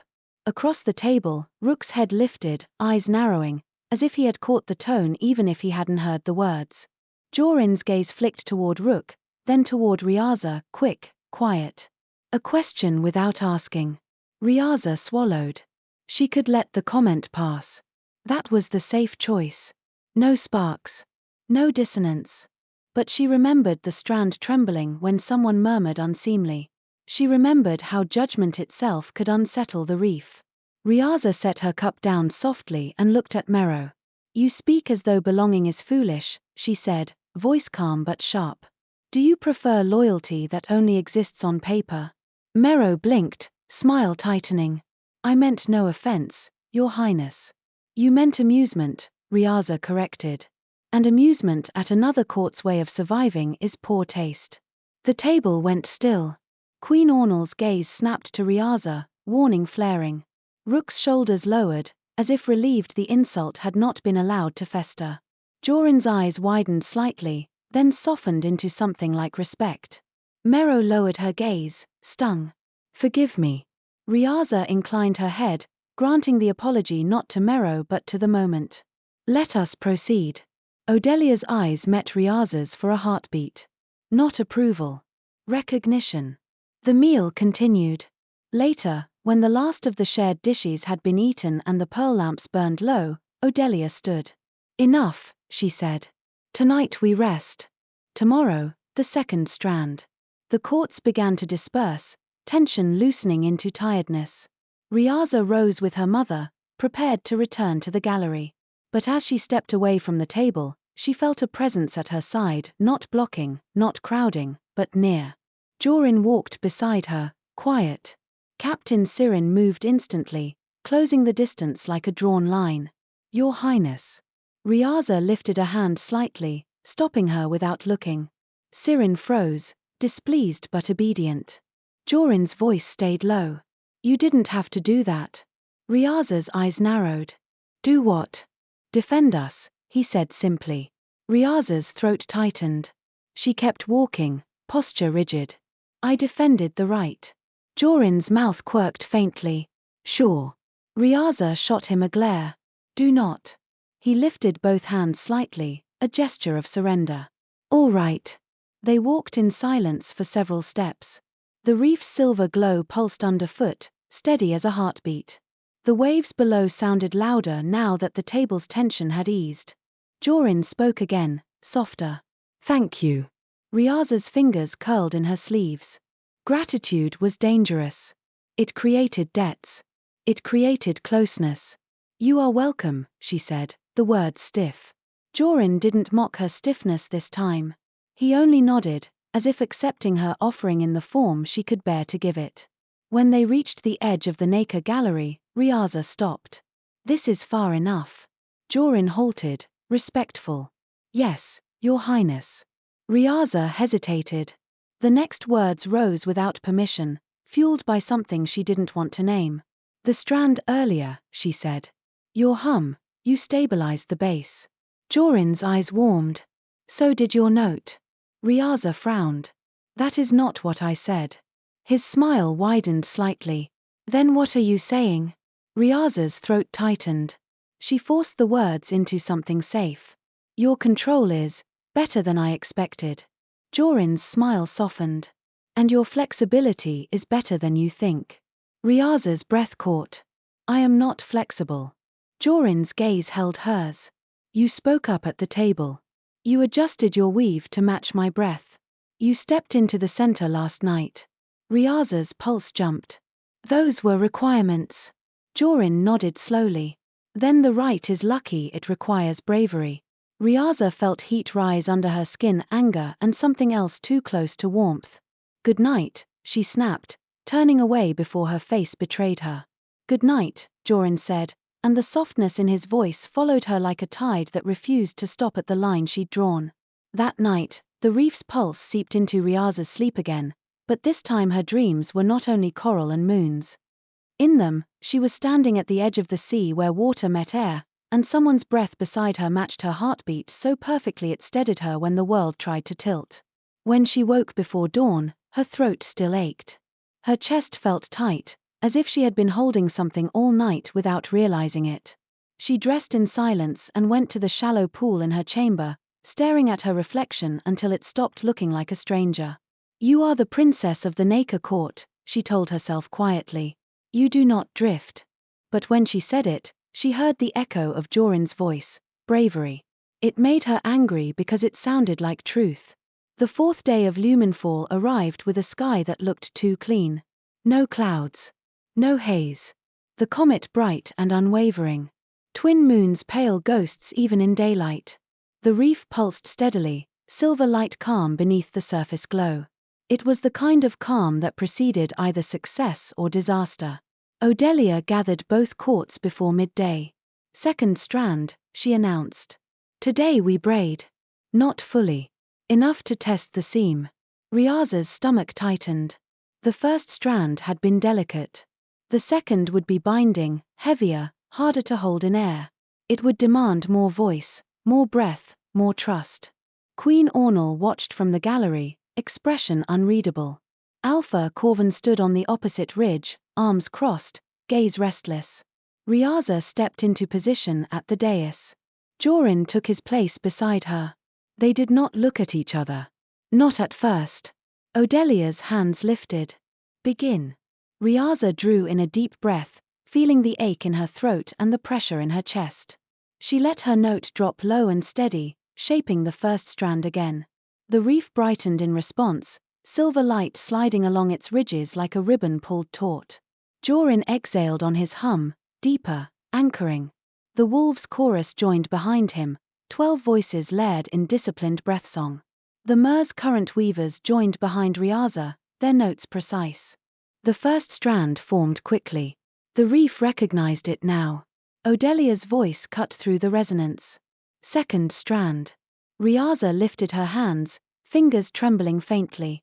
She shaped the second strand from the first, weaving pressure into a tighter line, drawing it across the dais toward the Bracken Circle's driftwood stakes. This strand wanted to be stubborn. It tugged against her control, testing the boundary between sea and air. Her throat burned as she held the note steady. Joryn's hum shifted, meeting the resistance with steadiness rather than force. The wolves' chorus thickened, supporting his breath like a wall at his back. The second strand stretched. Then the reef pulsed hard. A sharp sting snapped across Riasa's skin, making her flinch. The strand wavered. Her voice caught. For a heartbeat, the silver ribbon flickered jaggedly along the coral ridges, threatening to lash. Riasa swallowed, forcing the note back into place. The cost hit her instantly, salt cramp tightening in her ribs, a sharp ache under her sternum. She did not show it. Joryn's voice came low, only for her. "Breathe." "I am breathing," she hissed through her note. "No," he murmured. "You're holding." Riasa's anger rose. How dare he see? The reef stung again, sharper, as if punishing her for the spike of pride. Riasa's breath hitched. Her throat burned. If she fought, she would break the strand. She loosened her grip on the note by a fraction and let her inhale come deeper, fuller. Pain flared, then eased slightly as oxygen reached the tight muscles in her chest. The strand steadied. Joryn's hum softened, giving her space, then deepened again once she held. The second strand reached the driftwood stakes. A chime rang out, lower than the first, richer. The reef's glow held. Relief hit Riasa so fast it almost made her dizzy. She kept her face smooth. She kept her hands steady. Odelia spoke the vow lines again, and they answered, voice and breath threading through the braided strands. "Sea gives. Shore receives. Shore gives. Sea receives." The braid held. Then Odelia's voice changed. "Now," she said quietly, "the seam must be tested." Riasa's stomach dropped. She knew what the test meant. Odelia lifted her hands higher, drawing the braided strands taut across the dais. The reef brightened, silver light swelling underfoot. The pools between ridges trembled, pressure gathering like a held breath. "This is where dissonance will show itself," Odelia said softly. "If you are not truly aligned, the seam will sting. If the chords do not share intention, it will lash." The wind seemed to still. Riasa felt every eye on her, hers, his, theirs. Her throat burned. Her ribs ached. Her hands trembled faintly. And in the center of all that strain, she realized something with sudden, frightening clarity. The reef wasn't only responding to voice and breath. It was responding to willingness. To the fact that she and Joryn were standing at the center together, choosing again and again to meet each other instead of retreating behind pride. If she withdrew now, if she let fear or stubbornness make her close off, she would not only break the strand. She would prove their courts right. Riasa's breath caught, not from strain this time, but from the sudden weight of choice. Joryn's voice came low, steady, only for her. "I'm here." The words were simple. Not a declaration. Not a promise. Not a flirtation. Just presence. Something in Riasa's chest tightened, then softened, like a knot reluctantly loosening. She didn't look at him. If she looked, she might reveal too much. But she answered anyway, her voice quiet under the resonance, barely a whisper shaped between notes. "So am I," she said. The reef pulsed. Not jagged. Steady. A smooth ribbon of silver ran along the coral ridges, circling the Seamline Reef like a crown accepting its own weight. The seam held. For a heartbeat, the world felt balanced. Then, from the gallery, a pearl lamp flickered. Just once. A brief dimming, too small for anyone to call it a disturbance except the reef noticed. The silver ribbon tightened. The pools shivered. A sting of pressure snapped across the coral, quick as a lash. Riasa's eyes narrowed. That wasn't breath. That wasn't a laugh. That wasn't a misstep. That was something else. Something placed. She held her note anyway. Joryn held his hum. The chorus held. The braid held, though it trembled like a rope in wind. Odelia's gaze flicked sharply toward the gallery, toward the line of pearl lamps, then back to the braid. She lowered her hands slowly, releasing pressure, ending the test before it could escalate. The reef's glow softened again, settling, but the memory of that flicker stayed in Riasa's bones like a cold pebble. The rehearsal ended. The courts exhaled. Murmurs rose, impressed, uneasy, wary. Riasa stood very still, heart hammering. Joryn leaned slightly toward her, voice low. "Did you feel that?" Riasa's jaw tightened. "Yes. It wasn't us," he murmured. "No," Riasa agreed, and the word came out sharper than she intended. "It was not." Odelia approached them, expression calm but eyes bright with contained urgency. She did not speak loudly. She did not make it a spectacle. But when she stopped in front of them, her voice was quiet and unmistakably serious. "The seam is holding," she said. "Which means the courts can do this." Riasa nodded once. Odelia's gaze flicked toward the gallery again, then back. "And it means if something fails now, it will not be because you did not try."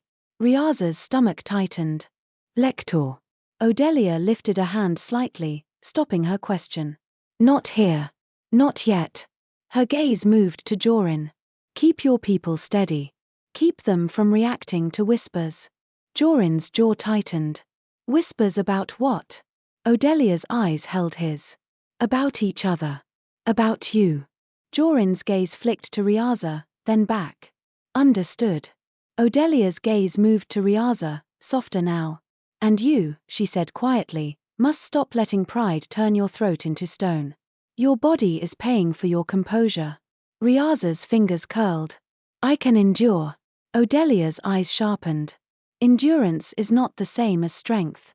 Riasa did not answer. Odelia stepped away, leaving the words behind like a tide mark. Riasa turned toward the Nacre gallery, already feeling her mother's gaze waiting, cold and sharp. But before she could move, Joryn's hand lifted slightly, stopping himself before it became a touch. He lowered it again, as if he had caught his own impulse. He only said, "Lo, you did well." Riasa's throat tightened. The praise was gentle. It was not a trap. That made it harder to refuse. She forced her voice into coolness. So did you. Joryn's mouth quirked. That almost sounded like partnership. Riasa shot him a glare. Do not start. He nodded, but his eyes were warm. All right. Riasa walked away before her face could betray how much his warmth steadied her when everything else felt like shifting coral underfoot. As she stepped into the gallery, Queen Ornal was already waiting. Her mother's expression was perfectly composed. But her eyes were sharper than before, and in the line of pearl lamps behind her, one of the shells still seemed to glow a shade too dim, as if it had not fully recovered from its brief, deliberate flicker. Riasa's pulse hammered once. The seam was holding, which meant someone might be trying to make it break. The gallery smelled of cold shell and restrained fury. Queen Ornal stood beneath the canopy with the pearl lamps behind her, their glow steady now, too steady, like a face held in place after a flinch. Chancellor Vossen Kelver lingered a respectful distance to her left, hands folded, expression attentive in the way a knife is attentive when it rests in a sheath. Riasa stepped onto the stone floor and bowed. The queen did not return the bow. You felt it, she said. Riasa lifted her head, posture straight. Yes. What was it? Riasa's throat tightened. She could say uncertainty.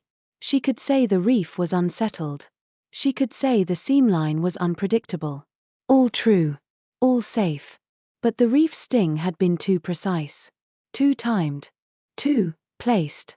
It was not from the court's resonance, Riasa said, choosing her words like stepping stones. It came from within the gallery.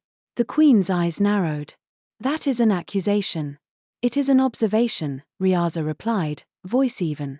One of the pearl lamps flickered at the same moment the seam tightened. The reef reacted to it.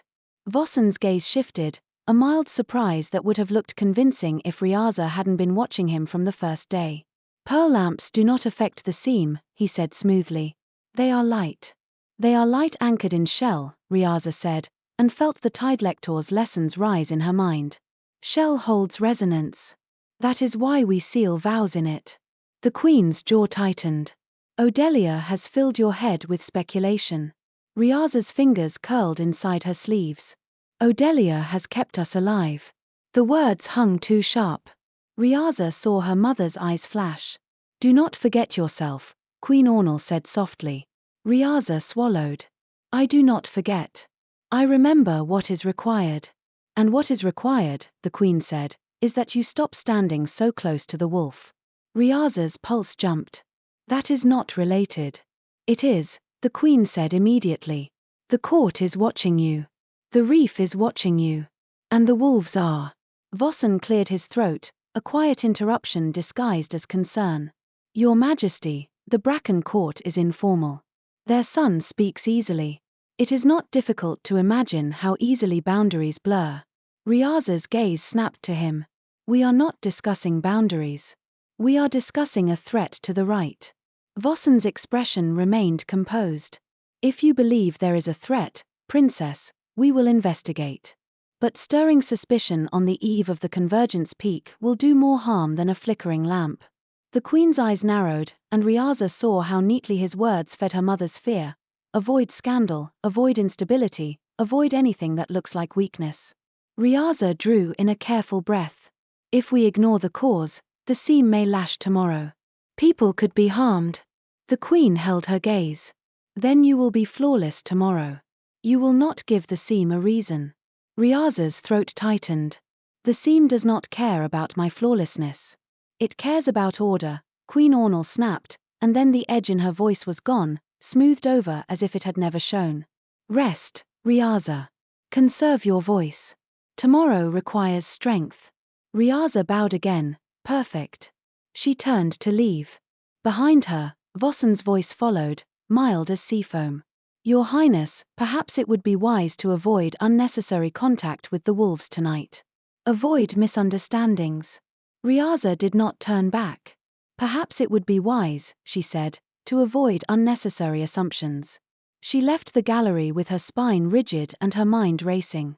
Outside, on the reef, the sky had turned to deepening blue. The comet's scratch glowed brighter as darkness crept in. The twin moons rose like pale witnesses. Across the coral crown, Bracken firelight flickered. Riasa told herself she would not go near it. Then she saw Joryn on the ridge, alone, facing the sea as if it were a problem he could solve by listening long enough. She should have gone back to her chamber. She should have drunk kelp tonic and rested her throat. She should have kept every line her mother demanded. Instead, her feet carried her across the reef. Captain Sirin shadowed her at a distance, a silent argument. Riasa ignored her. If she spoke to Sirin now, she might hear her own doubt out loud. Joryn turned before she reached him, as if he felt her approach in the air's shift. "Your Highness," he said quietly.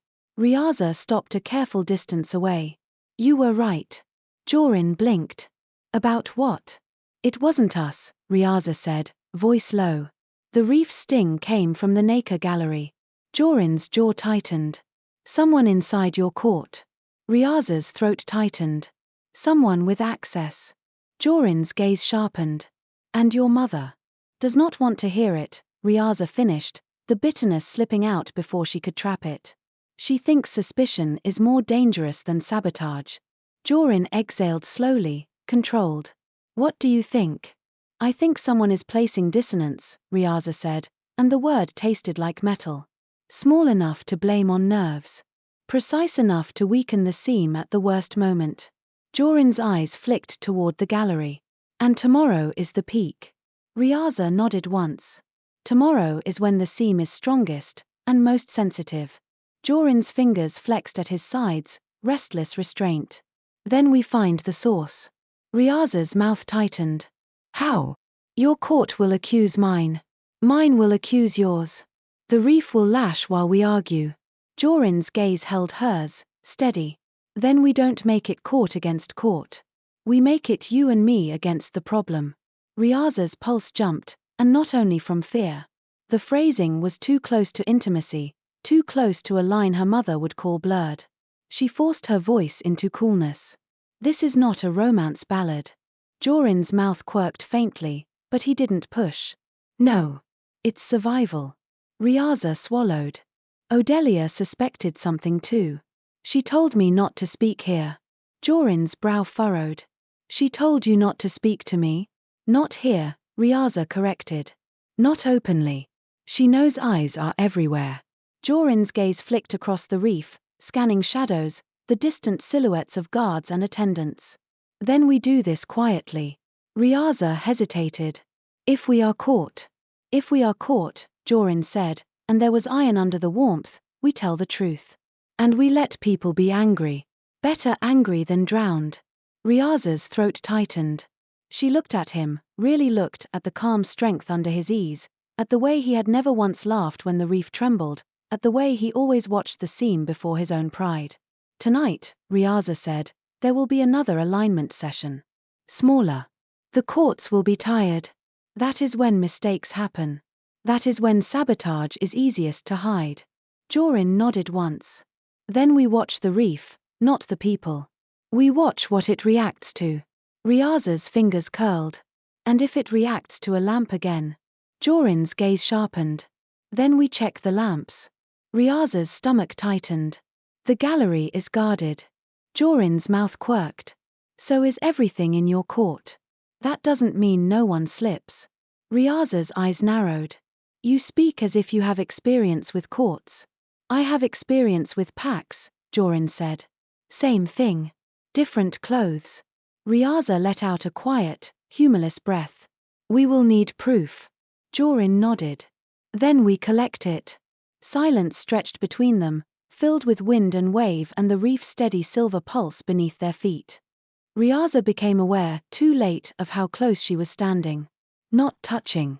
Not even nearly.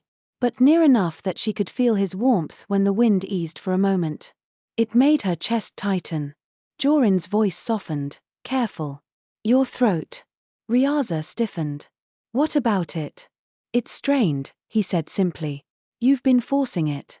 I can hear it when your note thins." Riasa's jaw tightened. "I can endure." Joryn's gaze held hers. "Enduring is going to break you before the right." Riasa's anger rose, protective. "You do not get to tell me what breaks me." Joryn's expression didn't harden. It softened, Which was worse? All right, he said quietly. Then let me ask instead. Will you rest after tonight? Riasa's throat tightened. Being asked felt like being offered space she didn't know how to stand in. Yes, she said, sharp. I will rest. Joryn nodded as if he believed her, even if he didn't. Good. Riasa turned away before her face betrayed how much his concern unsettled her. They parted without ceremony, moving back to their courts as if nothing had happened. But Riasa felt the seam between them, thin as the membrane between sea and air, hold steady under her ribs. The night alignment began with tiredness. The mer's notes took longer to settle. The wolves' breath rhythms wavered at the edges. The reef pulsed, steady but more sensitive, like skin after too much sun. Odelia's gaze moved between the courts, sharp and quiet. She gave no speeches. She simply lifted her hands and began. Riasa sang. Joryn hummed. The chorus joined. The first strand formed quickly. The reef recognized them now, silver light circling without complaint. Riasa kept her attention on the gallery lamps, watching for any flicker. Captain Sirin stood at the canopy edge, trident angled, eyes scanning. For long minutes, nothing happened. Then, as the chorus shifted slightly to accommodate a wind change, a pearl lamp near the Queen's seat dimmed just a heartbeat. The reef tightened. Riasa felt the sting like a slap across her chest. Her voice wavered. Pain flared under her sternum. Joryn's hum deepened instantly, trying to anchor. But the reef's pulse snapped jaggedly. The pools shivered. The coral ridges flashed silver white, too bright. Stop, Odelia commanded, her voice sharp. Too late. The seamline lashed. Pressure slammed across the platform like an invisible wave. One of Riasa's attendants cried out as she stumbled. A wolf near the edge lost his footing and slipped toward a pool that suddenly surged upward like a hand grabbing. Riasa's body reacted before thought. She stepped forward, voice rising, trying to thread a stabilizing weave through the air. The backlash hit her mid-note. It was like her lungs had been wrung out. Her voice cut off violently, breath stolen. Pain knifed along her ribs, salt cramp seizing. Her vision flashed silver white. And then her body tried to shift. Not fully. Half. A wrenching, wrong sensation, bones wanting to change shape without water to support it. Skin prickling as scales threatened to surface where air would tear them raw. Her jaw tightened as if her mouth might reshape into something that couldn't speak. Drift feral. No, Riasa thought desperately. Not now. Not here. Not in air. She fought it, and the fight made it worse, panic feeding dissonance feeding the seam's lash. She heard someone shout her name, Sirin, perhaps, then the sound distorted, muffled by pressure. Then warmth was at her side. Joryn. He moved into her space without hesitation, one hand hovering near her elbow, close, not gripping, as if offering support without forcing it. His voice came low, steady, cutting through the pressure like a rope thrown to a drowning person. Look at me, he said. Riasa's eyes snapped to his face. His expression was not afraid. It was focused. Breathe with me, he said. Now. Riasa couldn't. Her chest was locked. Joryn inhaled slowly, exaggerated, pulling air in as if drawing her lungs open by example. He released it in a low hum, not resonance meant to command the reef, but resonance meant to steady a body. The reef's jagged pulse faltered. Riasa's chest loosened by a fraction. She dragged in a breath, shallow and painful. Again, Joryn said, unyielding softness. Riasa inhaled again, deeper. Pain flared, then eased a fraction. Her skin's prickling lessened.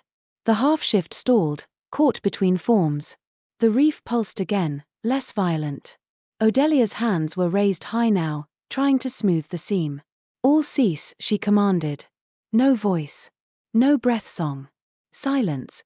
The chorus stopped. The current weavers stopped. The sudden quiet hit like cold water. The reef shivered, then slowly began to settle, its silver glow dimming from violent white to a trembling ribbon. But Riasa's body still wanted to break. Her mouth tasted copper. Her throat burned. Her fingers trembled uncontrollably, nails biting into her palms beneath her sleeves. Joryn's voice stayed steady. You need water, he murmured. Not the gallery. The pool. Come on. Riasa tried to step, and her knees almost gave. Joryn moved closer, and this time his hand closed around her forearm, firm, respectful, necessary. He did not pull her against him. He simply became a brace. Captain Joryn was there instantly, eyes blazing. Unhand her, Riasa lifted a shaking hand, stopping her. Her voice cracked. She swallowed pain. Let him. Joryn froze, torn between obedience and fury. Joryn guided Riasa toward the nearest reef pool, the one sheltered between coral ridges. He lowered her carefully, kneeling beside her as she slipped her hands into the water. The cold hit her skin like truth. The half-shift receded, grudging, scales retreating beneath flesh. Her lungs loosened. Her heartbeat slowed from panic to a harsh, controlled thud. She breathed. Joryn stayed kneeling, hand still on her forearm, his touch the only steady thing in a world that had just tried to tear itself apart. Riasa's eyes closed for a heartbeat. When she opened them, she saw the reef surface beyond the pool, wolves and mers in stunned stillness, Odelia standing like a carved figure of authority, the queen rigid beneath the canopy. And she saw, very clearly, the pearl lamp that had flickered, its shell rim faintly darkened, as if heat had kissed it from within. Joryn saw it too. The captain's gaze snapped to it, then back to Riasa, a silent question. Riasa's throat burned as she formed words. That lamp, she rasped. Get it. Joryn moved like a spear, crossing the gallery with two guards. She lifted the lamp with careful hands, as if it might bite. Chancellor Vossen stepped forward, face composed. What are you doing, Captain? Joryn's eyes were hard. Protecting the princess. Vossen's gaze slid to Riasa, then to Joryn kneeling beside her, and something flickered in his eyes, too quick to be called fear, more like irritation. Queen Ornal's voice cut through the tense quiet. Riasa. Riasa lifted her head, water dripping from her fingers. Her voice was raw. That lamp caused the seam to lash. The queen's eyes widened, just slightly. You nearly collapsed from strain and you blame a lamp.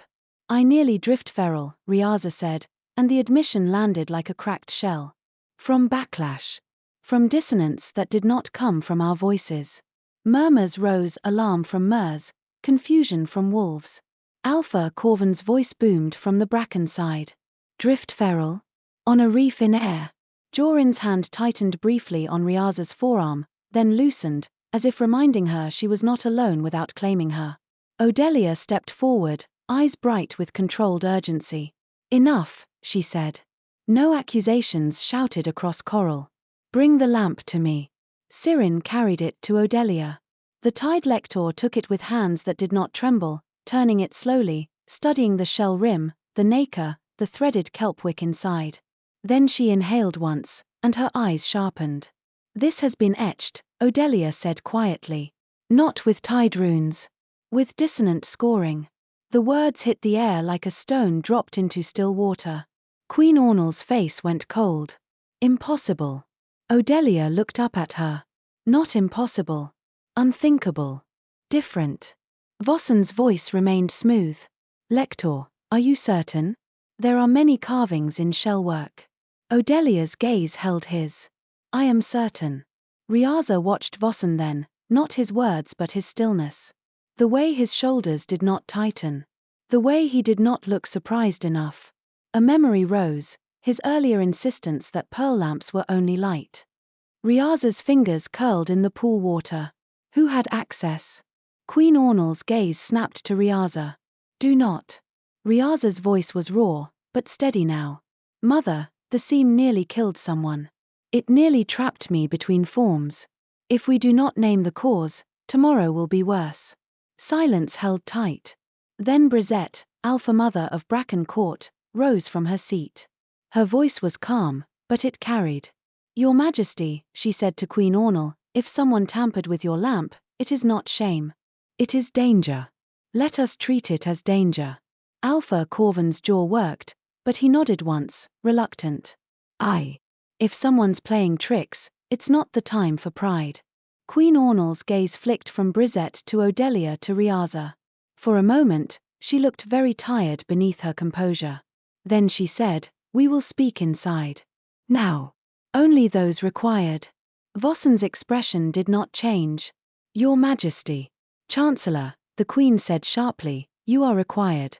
Riasa's pulse jumped. "Good. Keep him close." Odelia gestured toward Joryn. "And you?"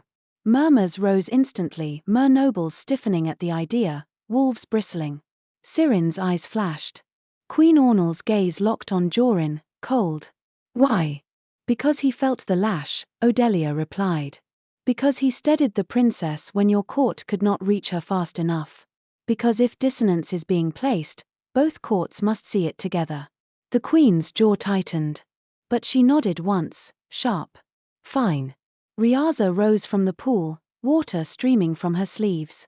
Her knees shook, but she stood straight anyway. Joryn rose with her, his hand hovering for a heartbeat, then dropping, choosing restraint. They moved into the gallery interior, where shell walls muffled the wind and the reef's pulse felt distant, like a heartbeat heard through stone. Queen Ornal took the central chair. Vossen stood to her left, hands folded. Odelia placed the lamp on the table, its pearl glow steady now, as if nothing had happened. Riasa stood opposite her mother. Joryn stood a step behind Riasa's shoulder, careful not to crowd, careful not to appear familiar. Siren remained by the doorway like a warning made flesh. Odelia spoke first. The lamp was scored with dissonant etching. When it dimmed, it introduced a conflicting rhythm into the seam. Not loud enough to draw notice. Sharp enough to sting the reef. Queen Ornal's eyes narrowed. Who would do such a thing? Vossen's voice flowed in immediately. If this is true, it could be the Bracken Court. A crude attempt to destabilize the seam and blame us. Joryn's head snapped up, and the warmth vanished from his expression. That's a lie. Siren's trident lifted a fraction. Riasa's voice cut in, raw but sharp. No one speaks accusations without evidence. Vossen's gaze slid to her, mild reproach. Princess, evidence is exactly what we lack. We lack confession, Riasa corrected. Not evidence. She stepped closer to the table, pointing at the lamp's rim. The etching is Nacre technique. Fine scoring. Controlled. Wolves do not carve shell like this. They do not have the tools, nor the practice. Vossen's expression remained smooth. You speak as if you have studied their craft. Riasa's eyes narrowed. I speak as someone who knows my own court. Odelia nodded slightly. The princess is correct. This is not Bracken workmanship. Queen Ornal's gaze hardened. Then it is someone within Nacre Court. The words landed heavy, like admitting rot in a pearl. Vossen's voice softened, coaxing. Your Majesty, there are also outsiders. Servants. Traders. A wolf could have bribed someone. Riasa's throat tightened. Or someone could be using the fear of wolves to hide. Silence snapped tight. Queen Ornal's gaze sharpened on Riasa. What are you saying? Riasa held her mother's eyes. That someone wants you to blame them. Someone wants you to retreat into isolation because it is safer than admitting an enemy within. Vossen's expression finally flickered, just a hairline crack. This is reckless, he said softly. Riasa's pulse hammered. Reckless is allowing another lash tomorrow. Odelia's voice remained calm, but steel ran through it. We will find who etched it. Queen Ornal's jaw tightened. How? Odelia's gaze moved to Siren. Captain. Who had access to the gallery lamps today? Siren answered instantly. 2 lamp attendants. 3 guards on rotation. The Chancellor's clerk entered twice to deliver paperwork. Lady Merrow was present for an hour. Vossen's eyes narrowed. My clerk handles documents, not lamps. Siren's gaze didn't flinch. He entered the lamp alcove. I saw him. Vossen's mouth tightened. To fetch a lost ledger. Siren's eyes were flat. The ledger was not there. Riasa felt something cold settle in her stomach. Queen Ornal's gaze snapped to Vossen. Why was your clerk in the alcove? Vossen's voice was still smooth, but the edge had changed. Your Majesty, you know how the court runs. Mistakes happen. Surely you do not. A sharp knock sounded at the gallery door. Sirin spun, opening it a crack. Rook Talomir stood there, wet hair sticking to his forehead, expression grim. Behind him, Brisette waited, calm but urgent. Rook's gaze flicked to Joryn, then to Riasa, then to the lamp on the table. He swallowed. Alpha Mother said I should speak, Rook blurted, voice rough. Before someone gets killed. Queen Ornal's eyes narrowed. This is not Bracken Court business. Brisette stepped forward, respectful. Your Majesty, it became our business when the seam lashed. My son was nearly pulled into a pool. Your daughter nearly drift feral. Let the boy speak. Queen Ornal's jaw tightened, then she nodded once. Speak. Rook took a breath. Elder Mordra gave the chorus a charm this morning, he said quickly. Said it would help ground our breath in air. A little carved stone with cord, shore stone. Joryn's head snapped up. Mordra did what? Rook's eyes darted. She said it was tradition. Said the Mers would try to twist us with their rules and we needed something that kept us wolf. Joryn's jaw tightened. And you took it. Rook's face reddened with shame. I didn't. Hester didn't. But some of the younger ones did. I saw it when we practiced. Their rhythm was off. Like they couldn't hear each other right. Odelia's eyes sharpened. Show me. Rook reached into his pocket and pulled out a small object wrapped in cloth. He held it out. It was a pale stone, smooth, with faint scoring, too faint to notice at a glance. A cord looped through it. Odelia took it, turning it under the pearl lamp light. Her eyes narrowed. This, she said quietly, is dissonant scoring too. The room went still. Joryn's face went hard. Mordra wouldn't know how to do that. Riasa's throat tightened. Unless someone taught her. Vossen's gaze shifted, just a flicker, toward the charm, then back to calm. Too fast. Too controlled. Queen Ornal's voice was cold.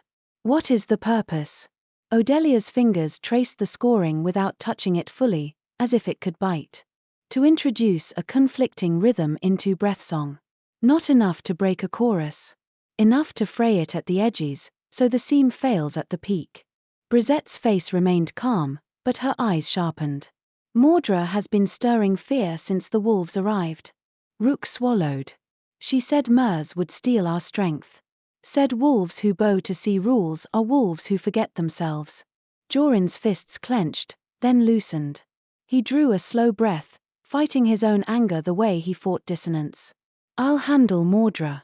Queen Ornal's gaze sharpened. And I will handle whoever etched my lamps. Vossen's voice slid in like oil. Your Majesty, be cautious. False accusations will fracture the court. Riasa looked at him, and for the first time she let the thought sharpen into certainty. False accusations, he says, while evidence piles on evidence. Riasa's throat burned as she spoke. Chancellor. Your clerk entered the lamp alcove. The etching is Nacre technique. You have been the one urging us to blame the wolves since the first flicker. Vossen's expression stayed smooth, but his eyes cooled. Princess, you are exhausted and frightened. Your body nearly failed you in public. This is not the moment to lash out. The words struck exactly where he meant them to, her shame, her vulnerability, the fact that she had almost lost control in air. Riasa felt heat rise in her face, anger, humiliation. Then she felt Joryn's presence behind her, steady, like a hand on her back without touching. And she heard Odelia's earlier words in her mind, endurance is not the same as strength.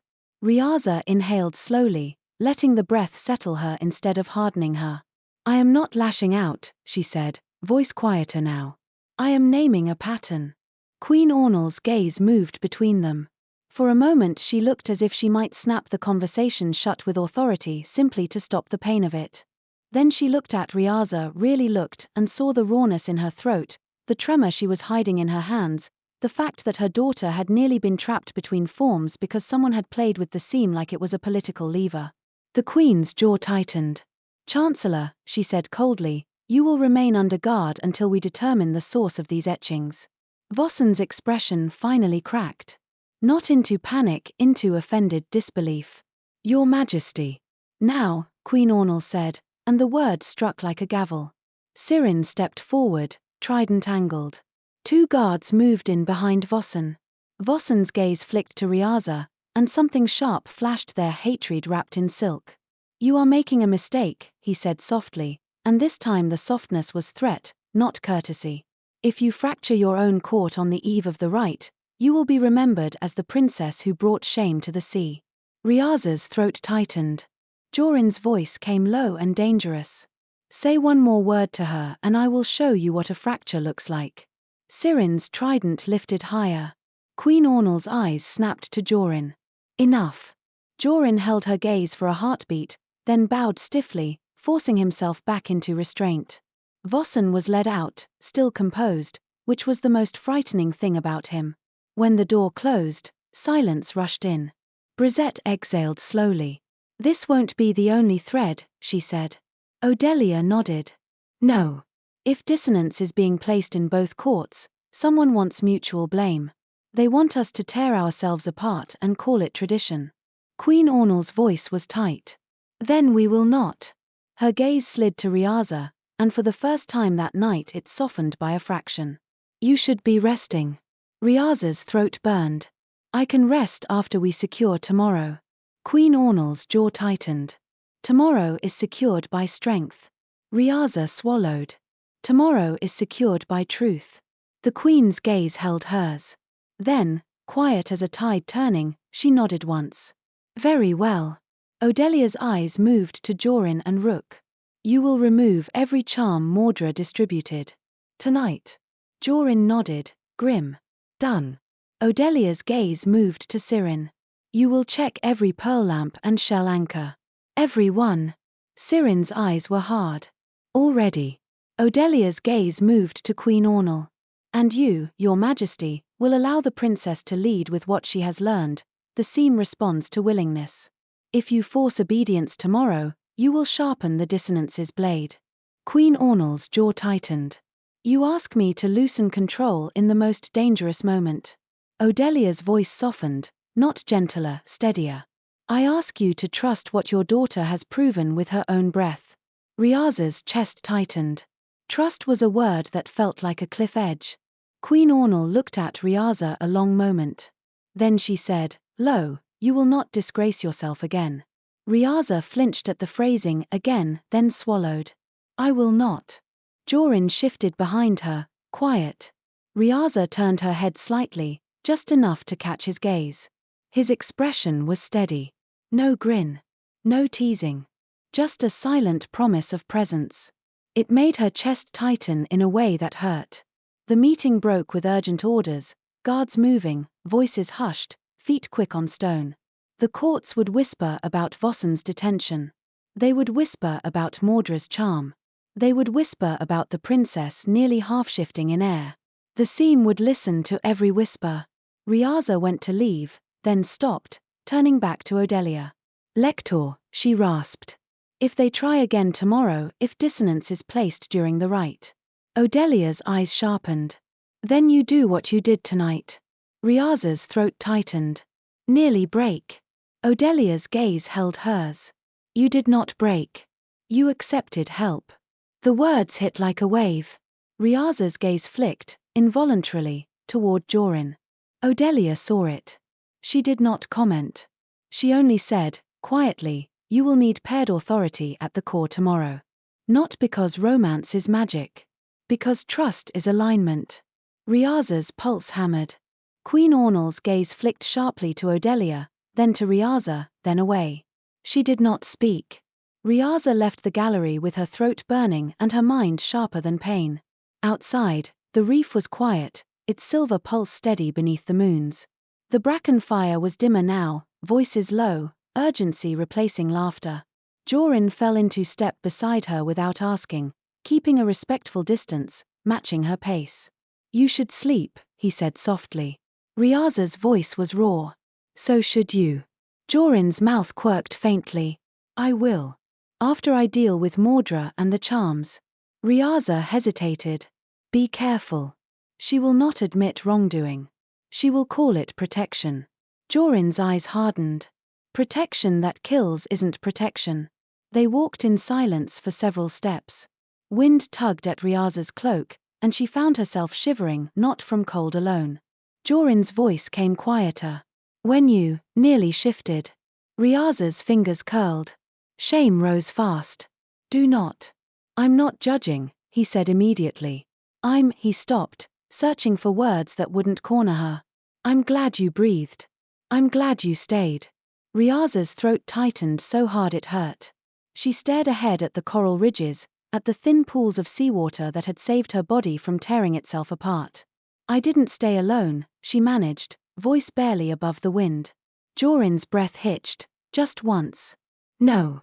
Silence stretched again, but it was different now, less brittle, more charged.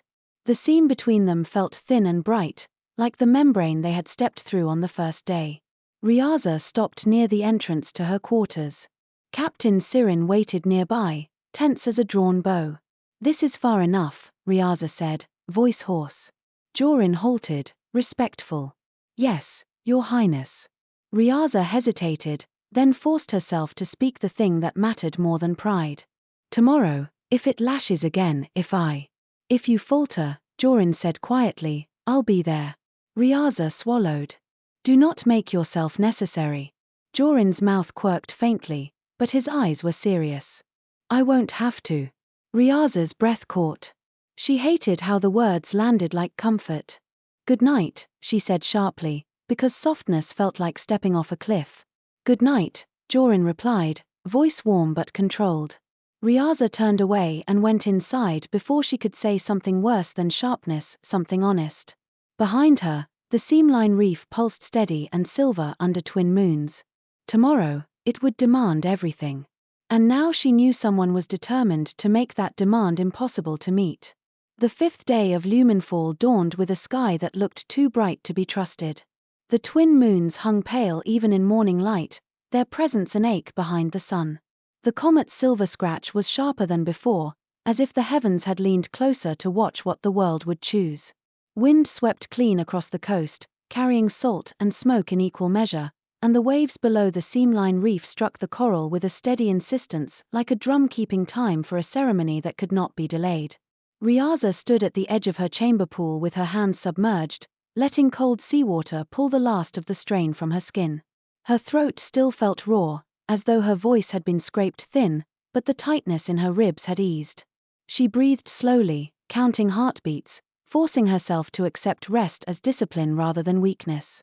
In the dim reflection, she looked like herself again, whole, not caught between forms, not half lost. Captain Joryn waited in the doorway, trident angled down but her posture taut as a drawn line. Every lamp has been checked, Joryn said. Every shell anchor, every kelp thread. The etched scoring was found in 3 places. All removed. Riasa's stomach tightened. 3. Yes. Joryn hesitated. And Mordra's charms? Riasa lifted her head. Joryn is handling them. Joryn's eyes flashed with displeasure at the name, then settled into something more complicated, reluctant acknowledgement. He steadied you. He did, Riasa said, and the simple truth felt like stepping into cold air again. That doesn't make him safe. It makes him necessary. Joryn's jaw tightened. Necessary is dangerous. Riasa's fingers curled under the water. So is pride. Joryn looked as if she wanted to argue, then swallowed it. Odelia requests you at the central dais. Now. Riasa withdrew her hands from the pool, water dripping from her sleeves. She stood, shoulders straight, and followed Joryn out into the gallery corridor. The Nacre Court was awake, but it moved differently than it had the first day. The poised calm remained, yet underneath it ran something like fear, controlled, hidden, but present in the way eyes flicked toward guards, in the way whispers died when officers passed. Vossen's detention had sent a crack through certainty, and cracks made people cling harder to tradition or use it as cover. Riasa kept her face composed and walked through it anyway. At the gallery canopy, Queen Ornal sat alone, hands folded, gaze fixed on the reef beyond. When Riasa approached, her mother did not look away from the sea. You should not have nearly drift feral, the Queen said quietly, as if naming the thing could make it smaller. Riasa's throat tightened. I should not have been pushed into dissonance. Queen Ornal's jaw flexed. No. The admission came harshly, But it was an admission. Riasa stepped closer, still keeping respectful distance. Mother, if I fail today, it will not be from lack of discipline. Queen Ornal's gaze finally shifted to her. There was steel there, and something exhausted beneath it. Do not fail. Riasa swallowed. Then do not demand perfection from a seam that responds to willingness. The Queen's eyes narrowed. Odelia told you that. Odelia told me what the reef has been telling us since the first night, Riasa replied. We cannot force harmony. We can only choose it. For a long moment, the Queen held her gaze like a tide testing a shore. Then she said, Lo, you will lead the corps, as Tide Lector instructs. Riasa's breath caught. It was not full permission. It was not warmth. But it was trust, given in the only language her mother knew, authority handed over without apology. Riasa bowed once. Thank you. Queen Ornal's mouth tightened at the word, as if gratitude were a foreign coin. Bring me prosperity, she said instead. Riasa turned away before the tightness in her chest could soften into something dangerous. At the center dais, Odelia waited, the pale stone etched with tide runes glowing faintly under the morning moons. She looked tired in a way that did not touch her posture, tired in the eyes of someone holding a bridge steady while others argued over which plank belonged to whom. You rested, Odelia said, not a question. As much as I could, Riasa replied. Odelia nodded. Good. Because today you will not win by endurance. You will win by listening. Riasa's mouth tightened. I am listening. Odelia's gaze held hers. To him. Riasa's breath caught. Lector. Odelia lifted a hand, stopping her. No speeches. The convergence peak begins at first moonrise. The seam will be strongest then, and it will be merciless toward division. If dissonance is placed again, it will not be stopped by control. It will be stopped by a shared anchor. Riasa's throat burned. The braided strands. The braided strands are structure, Odelia corrected. They are not anchor. The anchor is intention. Riasa swallowed. And if my mother cannot accept? Your mother does not have to feel it, Odelia said softly. She has to allow it. That is different. You will give her something she can respect, results without scandal. Riasa's jaw tightened. We already have scandal. Odelia's eyes sharpened. Then we do not add to it with secrecy. We add to it with truth, spoken at the right moment. Riasa stared at the rune-etched stone, the place where 5 nights of effort had narrowed to a single question. What is the right moment? She whispered. Odelia's voice dropped lower. When the tide cord is raised. When both courts must witness the vow binding. When the seam itself will punish lies. Riasa's pulse hammered. Vow binding, she repeated. Odelia nodded. A paired vow binding at the core. Not the old way, 2 courts signing the same oath and pretending that is unity. A living vow. Shared authority. The reef will accept it as anchor. Riasa's throat tightened.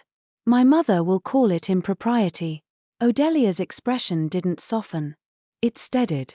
Then your mother will choose between pride and prosperity. As will the Alpha. As will every courtier who has hidden behind unthinkable.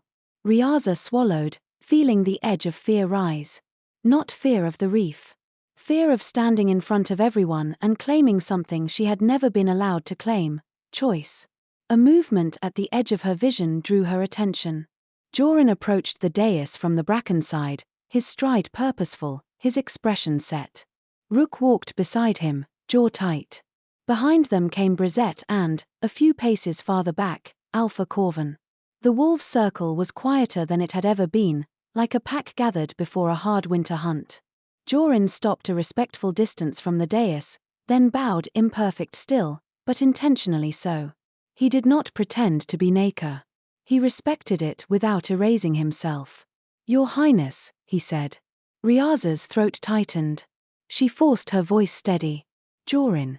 He blinked at the name, then a faint warmth touched his eyes, brief, quickly banked. We found Mordra's charms, he said. All of them. Pulled them off every throat and wrist we could find. Odelia's gaze sharpened. And Mordra. Joryn's jaw flexed. She denied it. Called it protection. Called it grounding. Rook's voice came rough. She said she got the pattern from a mer. Riasa's stomach dropped, cold settling deeper.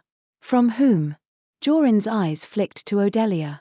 She said the Chancellor's clerk gave her the scoring, told her it would keep wolves wolf so the mers couldn't twist us with their song.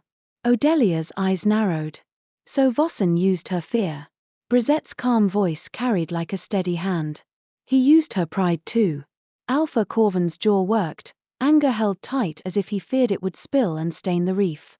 Maudra's old, he muttered. Stubborn. Doesn't mean she gets to gamble with pups and prosperity.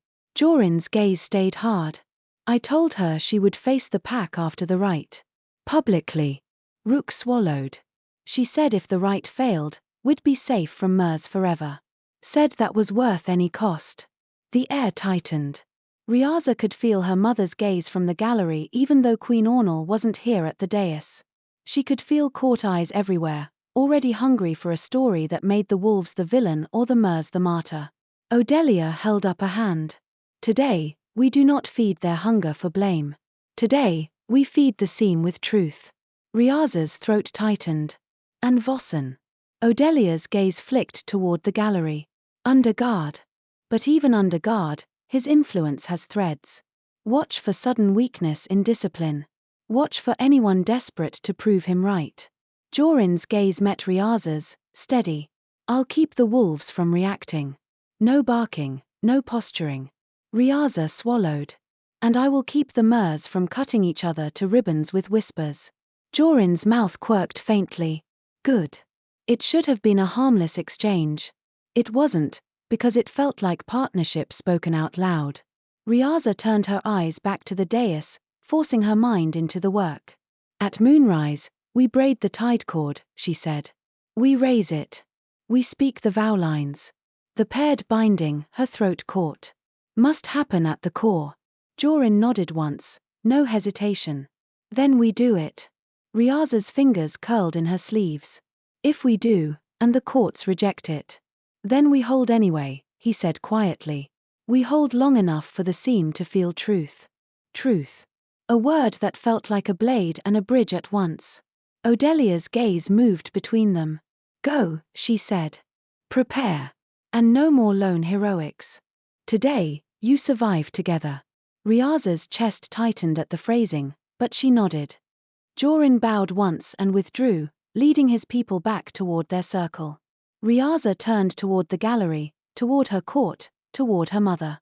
The reef pulsed underfoot, steady and expectant. By the time first moonrise arrived, the Seamline Reef was lit as if it held a sky of its own. Silver ran through the coral ridges in luminous veins, bright enough to paint faces in pale glow. The pools between ridges reflected twin moons so clearly it looked as if the heavens had sunk into water. The comet's scratch burned white above, a third witness marking the air. Both courts gathered on opposite sides of the central dais, arranged not by comfort but by necessity.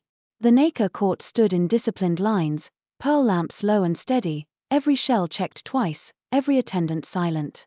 Queen Ornal sat at the gallery canopy's edge, posture flawless, eyes sharper than the tide. The Bracken Court formed their circle, 12 chosen voices at the front with Hester and Joryn anchoring the line. Their fire was contained and modest, smoke pulled away by wind, its warmth a quiet presence rather than a boast. Between them stood Odelia, hands bare, moonstone beads in her hair catching light with every movement. The reef's pulse throbbed against Riasa's bones. She stepped onto the dais and lifted her hands. Pain flickered under her sternum like an old bruise remembering itself. She breathed anyway, deep and steady. Water waited in the pool beside the dais, a reminder of what had saved her, a promise of what might be needed again. On the opposite side of the dais, Joryn stepped into position. He did not grin. He did not glance around to see who watched. He stood grounded, shoulders loose, breath already finding rhythm. Their eyes met for a heartbeat. No flirtation. No challenge. Only a shared understanding. If we fail, the sea will punish everyone. If we succeed, it will be because we chose each other's rhythm over pride. Odelia raised her hands. Begin, she said. Riasa drew in breath and let her voice drop into the low note that had become her compass through these nights. It rose into the air, thin but precise, and she felt the reef answer immediately, silver light brightening beneath her feet. Joryn inhaled, then released his hum, deep, steady, filling the space beneath her note like a foundation laid under a bridge. The reef steadied. Behind Riasa, the current weavers joined, 5 voices threading into a single disciplined tone.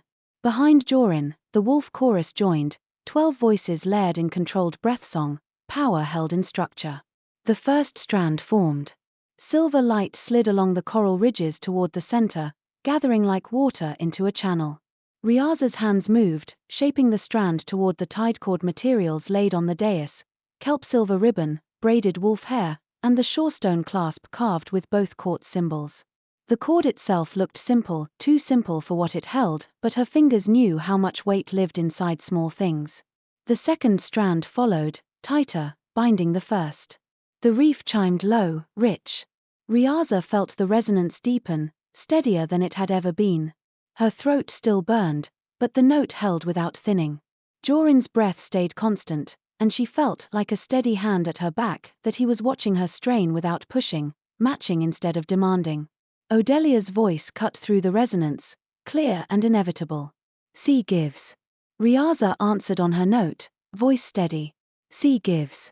Shore receives, Odelia continued. Joryn answered on his hum, voice low. Shore receives. The reef chimed again, approving. Shore gives. Shore gives, Riasa replied. Sea receives. Sea receives, Joryn replied. The tide cord brightened faintly, kelp silver catching moonlight, wolf hair gleaming dark. Odelia lifted her hands higher. Raise it, she commanded. Riasa and Joryn lifted the cord together, each taking one end, holding it taut between them above the dais. The silver veins in the reef flared brighter, as if the seamline recognized what they had made. For a heartbeat, everything held, voice, breath, cord, reef, moon. Then a pearl lamp in the gallery flickered. Just once. A deliberate dim, sharp as a blink. The reef tightened. Pressure snapped across the dais, the silver veins stuttering jaggedly. The pools trembled. A sting of dissonance cut through the resonance, trying to tear the braid apart at its newest seam. Riasa's throat seized. She felt her body's old instinct surge, control it, force it, clamp down until it obeys. She remembered where that led, backlash. Drift feral. Half shift in air. She swallowed the urge like poison. And instead of tightening, she let her breath soften. She let her note become invitation, not command. Beside her, Joryn's hum deepened, not louder, not aggressive, but steadier, anchoring the invitation like a hand holding a door open in a storm. The reef shivered. The jagged pulse faltered. But the dissonance pressed again, sharper this time, as if whoever had placed it realized the first strike hadn't broken them and had leaned in for a second. Riasa's hands trembled on the cord. Pain flared under her sternum. The edge of half-shift prickled beneath her skin like scales remembering. She met Joryn's eyes. In that instant she knew, the seam wasn't asking for endurance. It was asking for a vow that could not be faked. Riasa did not look toward her mother. She did not look toward the Chancellor's empty place. She did not look toward the watching courtiers who would turn any softness into scandal. She looked only at Joryn. And she spoke, not loudly, but clearly, words shaped inside resonance so the seam itself would hear them. By salt and breath, she said, voice steady despite pain, I will not weaponize my court's fear against yours. The reef's silver stutter paused, listening. Joryn's breath caught for a heartbeat, then he answered, voice low and unwavering, his vow carried on the hum like a promise anchored in bone. By moon and blood, he said, I will not let my pack's pride make enemies of those who keep this coast alive. The dissonance hit again, hard. The reef flared. And instead of snapping, the tide cord brightened, the kelp silver gleaming like a drawn line of light between them. Odelia's voice rose, not a command now but a witness. Seal it. Riasa and Joryn lifted the cord higher together and spoke the binding line as one, their voices meeting in the middle of the seam.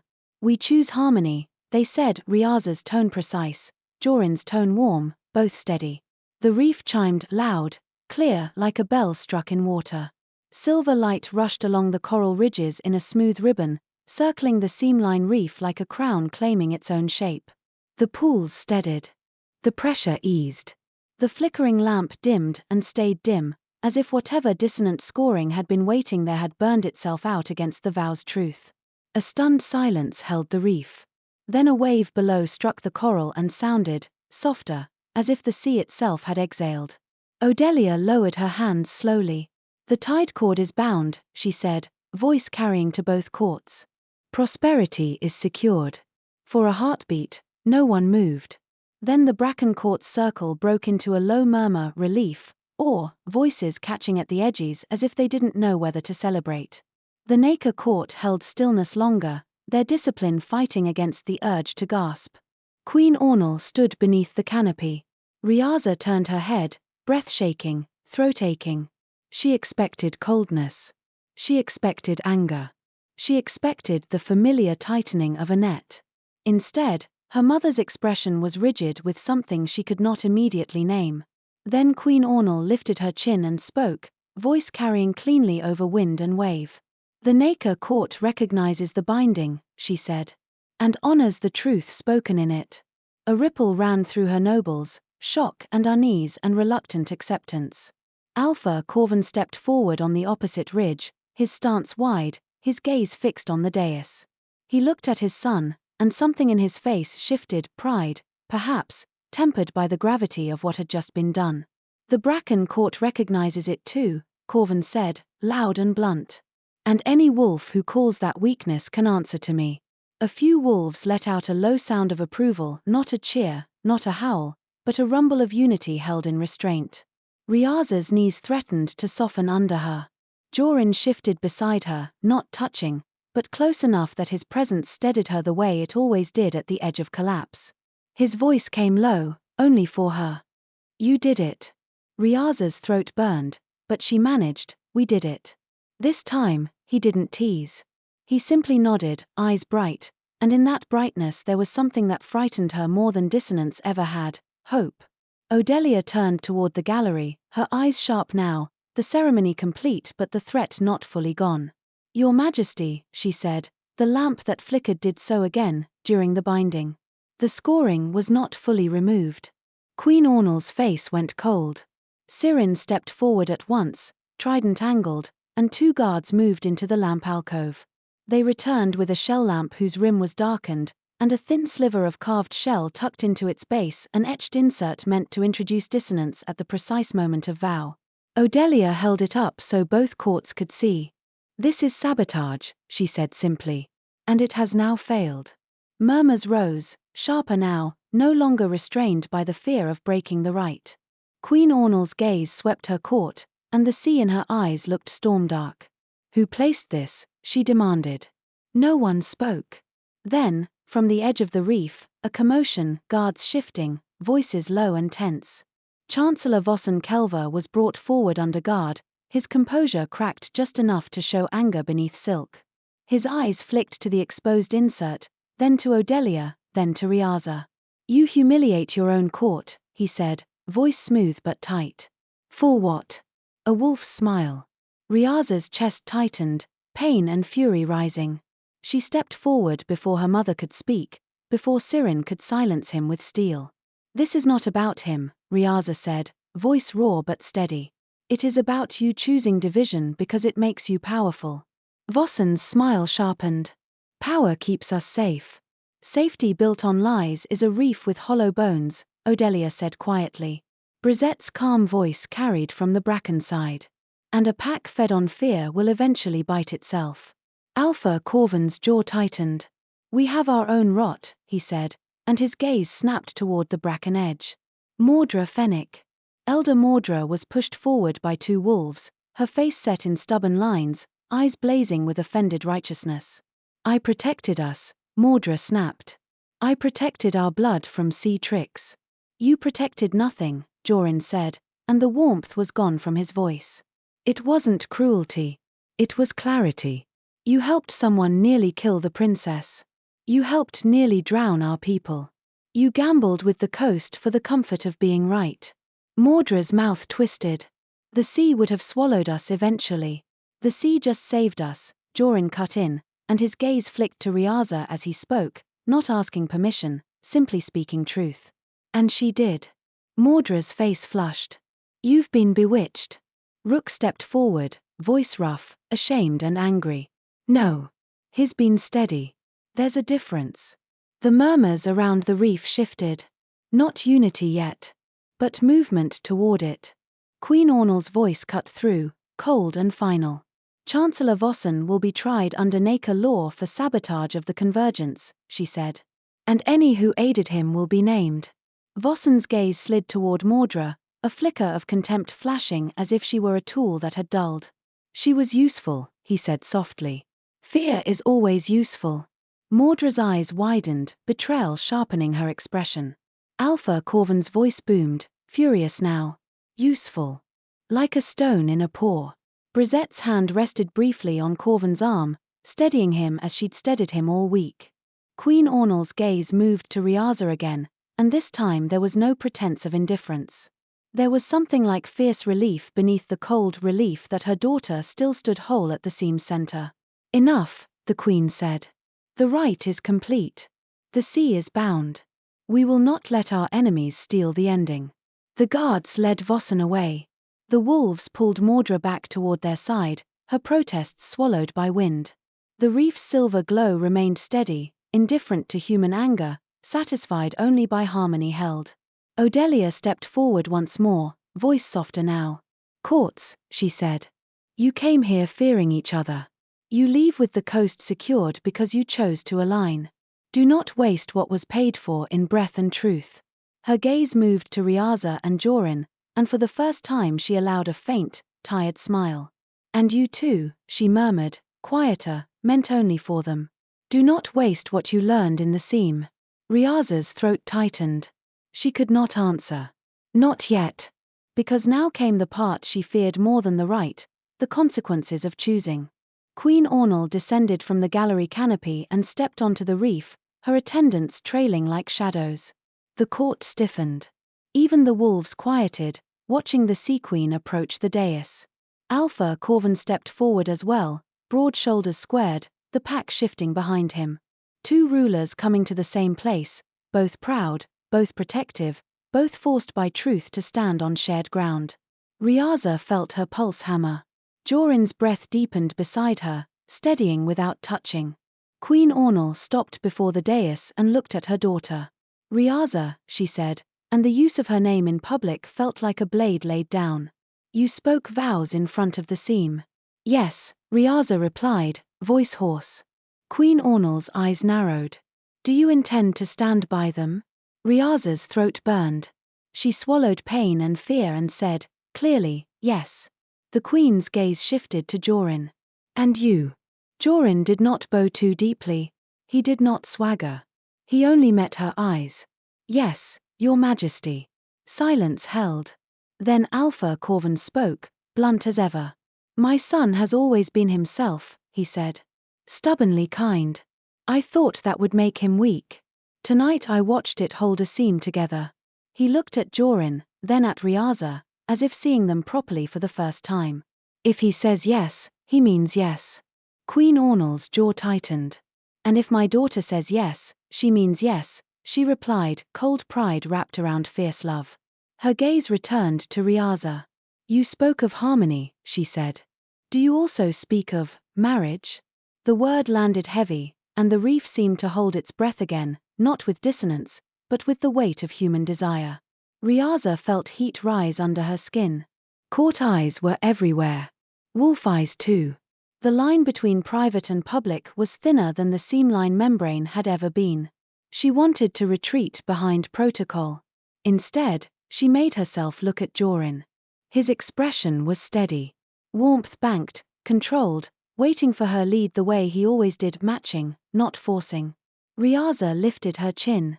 Yes, she said, and the word tasted like fear and freedom. If our parents consent, we intend to be wed. A ripple ran through both courts, shock, delight, outrage, awe, all held in the same breath. Queen Ornal's eyes sharpened, and for a heartbeat Riasa braced for refusal. Then her mother looked past the scandal and saw what the Seam had already judged: the bond had held under sabotage. It had steadied the reef when control failed. It had secured prosperity for 12 years. Queen Ornal exhaled, slow and controlled. Consent is not a gift, she said. It is a responsibility. Riasa's throat tightened. I understand. Queen Ornal's gaze moved to Corvin. Then we will treat it as such. Corvin's eyebrows lifted. Meaning? Meaning, Queen Ornal said, voice carrying, that if this union proceeds, it proceeds with planning, with honor, and with both courts witnessing, not a foolish elopement, not a whispered scandal. Joryn's mouth quirked faintly, but he stayed respectful. Agreed. Corvin let out a rough laugh, half relief, half disbelief. Aye. Planning. He glanced at Brisette as if asking whether he'd heard correctly. Brisette's eyes were bright, and her smile was soft as tide foam. It's what they earned, she murmured. Queen Ornal looked at Riasa again. You will remain heir of Nacre Court, she said. You will not be diminished by warmth. Riasa's breath caught at the strange tenderness hidden inside the warning. And you, Queen Ornal added, gaze sharpening on Joryn, will not treat my daughter's duty as an inconvenience. Joryn bowed, a clean movement this time. Never. Alpha Corvin stepped forward, voice loud but controlled. And you, he said to Riasa, won't treat my son's kindness like it's foolishness. Riasa swallowed. I won't. The wind shifted, carrying smoke and salt together. Odelia lifted her hands slightly, not to command now, but to witness. Then let it be spoken, she said. A betrothal, witnessed under the Convergence's ending light. A promise of a wedding season to come when sea and shore can prepare without pride choking the planning. Queen Ornal's chin lifted. After Lumenfall ends, she said. When both courts return home and return with their best. Corvin nodded once, firm. After Lumenfall. We'll make it a thing no storm can mock. Riasa's throat tightened until she thought she might cry, and she hated that, because crying in public was weakness in Nacre Court. Then she remembered, weakness wasn't tears. Weakness was refusing truth. She kept her face composed anyway, because she was still herself. Joryn turned his head slightly toward her, voice low enough to be private in the midst of public. Are you all right? Riasa's breath trembled. No, she whispered. Yes. Joryn's mouth quirked with a warmth so gentle it didn't feel like danger. Same. They did not touch. Not here. Not in front of courts still learning what harmony looked like. But when Riasa's fingers trembled around the tide cord, Joryn's hand shifted closer, hovering, offering. She didn't take it. She didn't have to. The offer itself steadied her. Lumenfall ended the way it had begun, without fanfare, with a tide's quiet decision. As the second moon climbed higher, the Seamline Reef's silver glow began to soften at the edges, the living coral ridges loosening their grip on air. The membrane between sea and shore shimmered, preparing to close. Both courts remained on the reef longer than tradition required, as if none of them wanted to be the first to step away from the bridge they had almost burned. At last, Odelia spoke. Go, she said softly. Carry the tide cord's truth back to your homes. Do not let it become a story of who won. Let it become a story of what held. The Nacre Court began to withdraw toward the gallery channel, moving in lines that remained disciplined even as their eyes lingered on wolves with new caution and here and there new respect. The Bracken Court gathered their cups and cloths and driftwood stakes, their circle breaking into smaller clusters, murmurs low. Some looked at the sea with less suspicion now. Some looked at the mers with less contempt. Not unity. Not yet. But possibility. Riasa stood at the reef's edge and watched the comet burn its silver scratch across the sky, as if carving a reminder into the heavens. Joryn approached her, not too close, careful even now. You'll go back under, he said. Yes, Riasa replied. He nodded once, then hesitated, the first real hesitation she'd seen from him that wasn't about court eyes. And when you do, you'll be surrounded again. By rules. By watchers. Riasa's throat tightened. Yes. Joryn's gaze held hers. Then remember what the Seam taught you. Riasa swallowed. Which part? That you can choose, he said quietly. Even Even when everyone tells you you can't. Riasa's breath caught. The words landed softly, but they struck deep. And you, she said, voice raw, remember that kindness is not permission for people to use you. Joryn's mouth quirked faintly. I'm learning that. Riasa hesitated. There was so much she could not say here, so much she didn't have the language for yet. So she chose the smallest truth she could carry without breaking. I will see you again, she said. Joryn's eyes warmed. After Lumenfall. After Lumenfall, Riasa repeated, and the phrase sounded like a door opening onto a future she had never been allowed to imagine. The reef pulsed once, silver and steady, as if approving. Then the seamline membrane shimmered, and the coral ridges began to sink, slowly, gracefully, returning to the sea. Riasa stepped into the water and felt pressure wrap her like home. The world muffled. The wind became a distant memory. Her body eased, slipping fully into the element that held her true shape. As she descended toward the Nacre Channel, she looked back once through the wavering boundary. Above, on the fading crown of coral, Joryn stood with the wolf court behind him, firelight and moonlight mixing on wet stone. He lifted a hand, not a wave meant for crowds, but a small gesture meant only for her. Riasa lifted her own hand in return, fingers moving through water like kelp in current. Then the seam closed. The ocean swallowed the last silver edge of air, and the world returned to its separate halves, sea and shore, deep and land, each carrying a new thread that would not be easily cut. In the days and seasons to come, there would be planning and arguments and etiquette lessons and stubborn negotiations. There would be elders who muttered and nobles who watched too closely. There would be storms that tested whether a vow spoken in moonlight could hold in daylight. But prosperity had been secured. And so had something else, something quieter, more fragile, and therefore worth protecting. A promise, braided like tide cord, kelp silver and wolf hair, salt and breath, moon and blood. And at the edge where sea met shore, pearl lanterns would one day drift upward beside shoreline bonfires, not because the courts had become the same, but because they had finally learned how to harmonize without erasing their song.